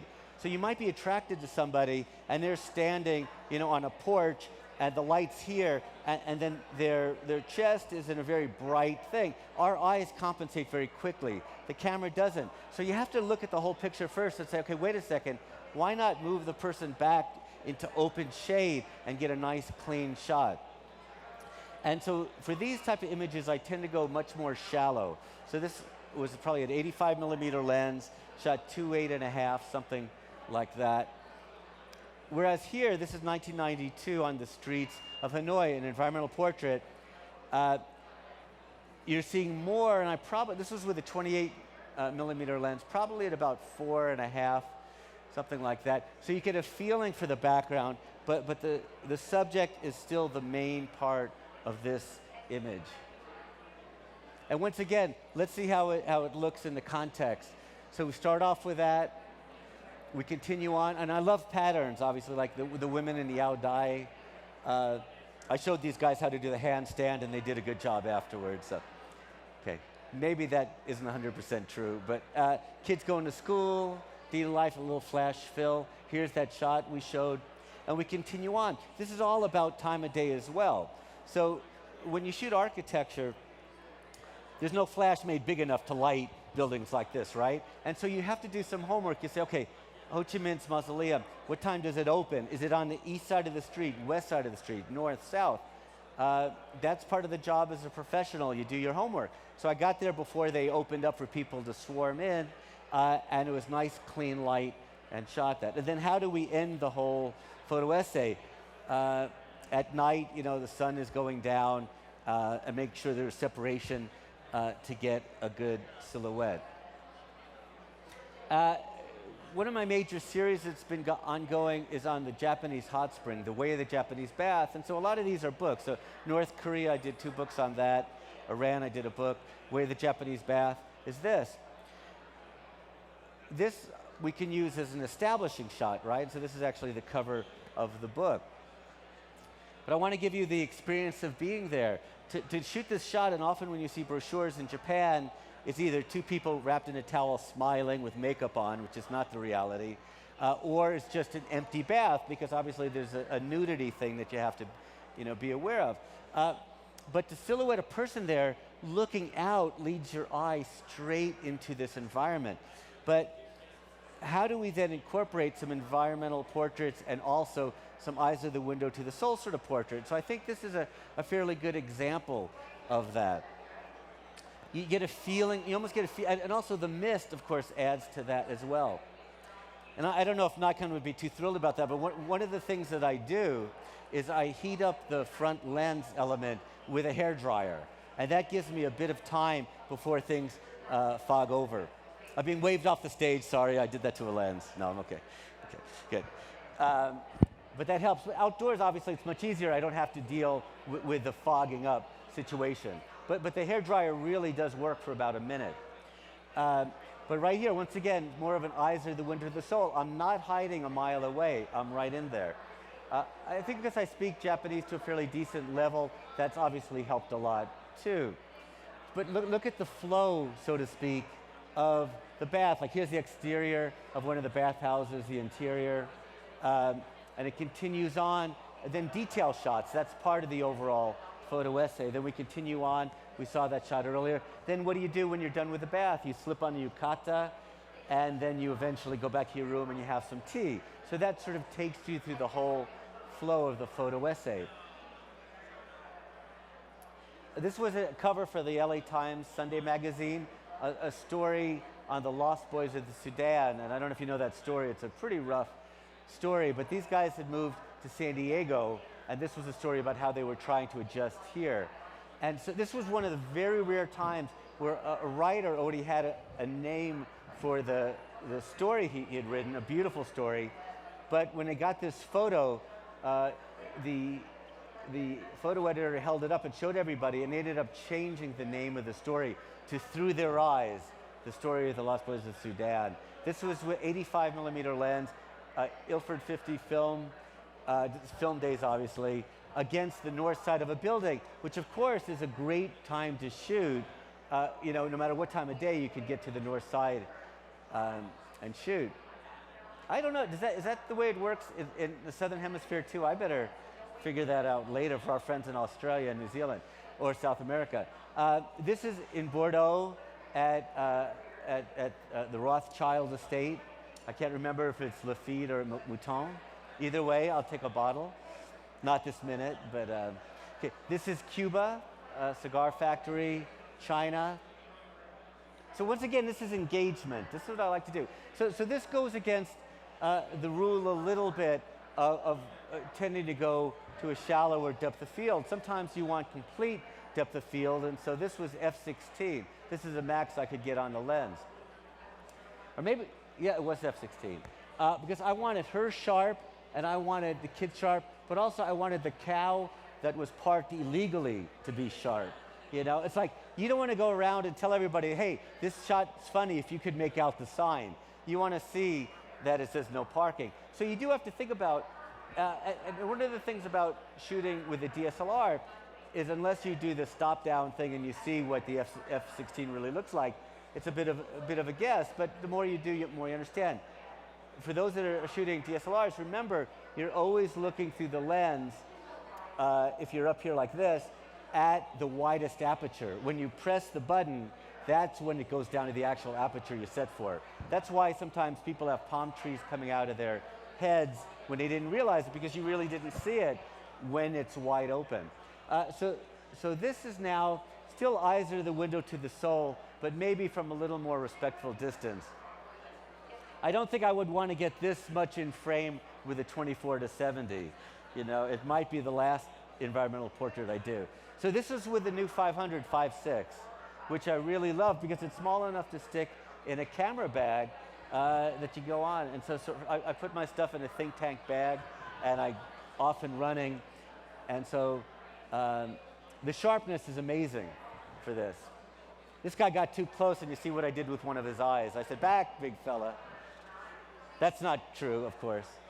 Love animals, and I would be gone if I tried that. This is in South Africa. This is in Rwanda, and amazingly, you can get so close. This was with a 70-200, which I was surprised. I really didn't need anything longer than that. But a little bit away from the environmental portrait or the eyes of the window to the soul is just daily life there. in Rwanda. And once again, where longer lenses come in handy. This was a 300-2.8 up at Brooks Falls, and it's about shutter speed, right? It's all about shutter speed. So this was around 0.02 of a second at least. And once again, you don't want to be guessing exposure. You want to be ready. You want to know what you need to get. As part of the Hot Spring series, the snow monkeys, the tsuru, are a big part of that. And so a place called Jikokudane, Hell Valley, is where they are. This is the tsuru. These are Japanese cranes. And it was really amazing to see how excited he got about a little snowball. But I was impressed as well. Now the series that I'm really in now is about orangutans. And it's not about just doing portraits of them, and you can see one, they printed it beautifully here for WPPI. But it's about the serious issues of palm oil and how we deal with that to still help people, but also help the orangutans because of we're moving toward extinction of orangutans in the wild. And so I've had the ability to use the 850 and do portraits, mostly with the 24 to 70, and then a light off to the side. And sometimes these are through plexiglass, but by getting just the right angle, I can eliminate that, and then some are direct. You know, I mean, just amazing moments. And they're 96.4%, humans and orangutans share 96.4% of the same DNA. Chimpanzees have 98% of the same DNA. Okay, so we're back to the environmental portrait. This was for Forbes Life magazine. So open shade, so it's middle of the day, but nice clean light. So I'm constantly looking for open shade. This is an open shade as well. And this was ice cold water. And one of the great things about a camera is you can use excuses. Like when they're saying, oh, you got to try this. You know, when they're freezing, it's like, oh, I wish I could, but I really got to get the photo of you guys doing it. I'm really sorry. Same thing for doing the Arctic plunge when I was with Michelle Valberg up there. It's like, you're not getting me in that water. It's like, you know, maybe I shouldn't admit that. Okay, so basically some of the same techniques can be used for much heavier situations. So part of what I do are serious, heavy documentary things. I was in Japan just before the tsunami in 2011, and I went back as soon as I could to cover that. But you'll see it's the same sort of thing in terms of daytime, just like with the Ho Chi Minh Mausoleum or the statues of Kim Il-sung. It's about time of day. So I climbed on a tsunami wall to get the angle and then shot this because there's no flash, as I said, big enough to illuminate that. But then as part of this, you know, I want the environmental portraits and I want the eyes are the window to the soul portraits. And so obviously this is an eyes are the window to the soul portrait. And in his eyes, can you guys feel almost that he's looking back to that day when they had the earthquake? And this is for a Vanity Fair story about the 5th anniversary of it. So I went back and I had a 105, the macro, which is an amazing lens, to do this shot. And while we were, I also did an interview and we had an aftershock during this. And that brought things way too vividly back. I managed to be there for a 7-1. So this is with a flash again. But I like my flash to not scream flash. But how else are you going to get a blue sky, which is over that way, and yet this illuminated? So this is with that same handheld flash that I did. So typical setup, 24 to 70 on one camera body, 70 to 200 on another. Especially when you're roaming, you know, the streets of places with a lot of dust kicking up. You really want to try to avoid taking lenses on and off. And so this is a great setup to move very quickly. Last year for the New York Times, I did a story on the Kurdish part of Iraq with an amazing writer named Tim Neville. And so, but I wanted to show once again daily life. And I really try to do that, go beyond, you know, the headlines. What's it really like for the average person there? And once again, as part of that story is a eyes are the window to the soul sort of portrait. And first we had a little conversation, first in this case through an interpreter, and then we did a portrait. This was a cover of my book, Inside Iran. This is a situation where, remember I talked a little bit earlier, how do you think I lit this? Flash, obviously, right? Very good. Somebody just said it. So I popped on the full CTO, color temperature orange, and all of a sudden I had the full orange. Okay, and so that brought it from 5600 to 3200, and I was ready to get a pretty good color balance right there. If I hadn't done that, then what would have happened? Either this would have been way too blue, or if I brought this down to a warm color, this would have been way too orange. And so I really encourage everybody to throw those in the bag. And fluorescent can be very helpful if you shoot in an environment that has fluorescent lights. Turn your flash into a fluorescent light source where everything's balanced. Okay, so we just moved obviously into India. And so once again, this is open shade. She was standing out and some students were photographing her and the light was hitting this, but her face was in the shade. I said, okay, slow down to everybody. Let's move her back. And just moving back just enough, and so the light was nice and even. Just a natural shot here, but once again, environmental portrait. This is in Nepal for Vanity Fair for a earthquake recovery story. And we came up with the idea as well, if it's for Vanity Fair, it should have a little bit of a movie theme to it. And so they had lost their college to the earthquake, and so they were working out of sort of a garage sort of thing. And we worked off their lights, which they hardwired into their light system. These were used lights from Bollywood. So I had one of the students do it. I wouldn't know which one. I can't even start a car battery. So at a certain point, you have to defer to somebody with more knowledge. Nepal. This was Namibia. This was a tribe. Put her in open shade. This was a story on Micronesian migration. I never got too close to ask her exactly why she had the knife. I think she was helping her mom. That's the reality in the kitchen. And of course, as I said, I do shoot sports sometimes and concerts. And so this sort of goes to the travel photographer has to wear many, many hats. Sometimes you have to be a music photographer. Sometimes you have to be a sports photographer. This was on a set of Glee. You can see how the color light is balanced. We did set things up for the shot. So there's a little more artistic license for that sort of environmental portrait. Now here's an Eyes of the Window to the Soul shot in in more of a Hollywood context now. You guys remember Gangnam Style? Very good. That's it. Kelly Wursler, who's an amazing interior designer.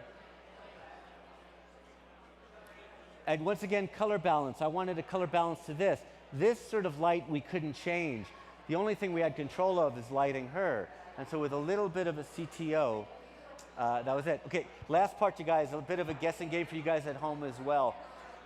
You got it already? You just said, very good. Okay, we got a leader on the board. These are famous photographers, and this is a series I did in '98. Okay, so this is Alfred Eisenstadt, who did the picture of the sailor kissing the nurse in Times Square after World War II. Right. Gordon Parks, very good, okay. We got a good crowd here. At home, I hope you guys guessed it. We got another one, Helmut Newton, who woke up American fashion in the early 60s. It was very buttoned down, conservative. He came in and woke things up. So my first book in 1998 was about photographers. This gentleman right here introduced Nikon to the United States. Do you remember that? During the Korean War, David Douglas Duncan used Nikon lenses. June Mickey, a Japanese photographer, and Horace Bristol were together, and they said, you got to look at these lenses. And the rest is literally history. So David Douglas Duncan, he died last year, I think at the age 102, something like that. Amazing, amazing person. Edward Bouba, French photographer. He shot for a magazine called Realite, which is very similar to Life magazine. got it. Marielle and Mark, I haven't stumped the crowd yet, but maybe there's one or two. Next one's not going to stump anybody. Niku, who you can see the picture in the background. So this is an environmental portrait, right? This is a picture. We know who he is, or at least we have a sense, because we can see his photo in the background. Any guesses? Anybody back home? I see somebody from Mexico got it. Okay. This is Graciela Turbide. Great person. Okay, we got another one. This is Sebastian Salgado. Very humanistic photographer, doing beautiful work. Araki, very controversial but amazing Japanese photographer. Dan Winters, great portraitist. Sandro Miller, Nikon ambassador. And you should see his series with John Malkovich. Has anybody seen that? Where he has John Malkovich dress up as historic figures? It's a photographs. It's an incredible, incredible series. And this is the last one. This was shot at CES last year. I did a couple of images. Deanne Fitzmaurice, who's right here, another Nikon ambassador who I love, and I'm very appreciative too. But I'm going to use Michelle as a bit of an example, and I asked her if that's okay. In terms of opposing people, look how her arm is slightly separated here. Look at the separation here. So her waist goes from right here to right here. If you have your arms together, where is your waist? Your waist is from right here to right here. Also, just to have your legs slightly apart, there's separation instead of just one big black mass, right? And so this is a way, I mean, obviously she knows what she's doing, right? But also, this is a 3/4. So to me, I like to stick initially to a classic 3/4, little bit of a separation, and just very clean shot. Now, the next time we work together, I hope to shoot her out in the Arctic, which is where that's where she's most at home, and we'll have that chance. But so thank you so much, everybody. I appreciate you being here. Thank you.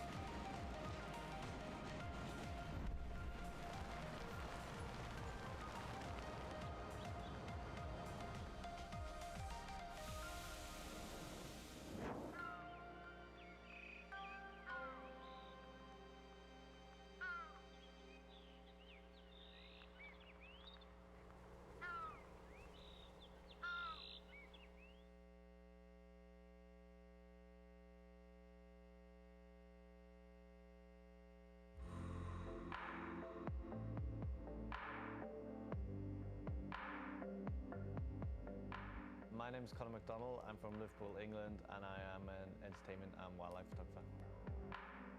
I've gone from photographing in small clubs and pubs in Liverpool to traveling the world.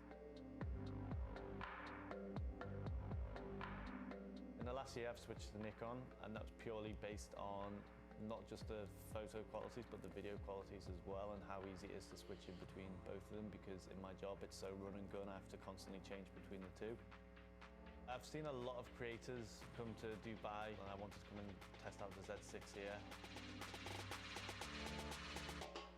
There's been so many different shooting scenarios in Dubai. I've been shooting in small seaplanes, hot air balloons, in the desert, a live performance. Without the Z6, it just wouldn't have been possible. The Z6's autofocus has been really good at tracking cars, wildlife, performance on stage, and I haven't missed a single shot. The Z6's ability of shooting in low light has really, really impressed me. On this shoot, I haven't used a single external light, and I wouldn't have been able to do that without the Z6, and it won't just help me, but it'll help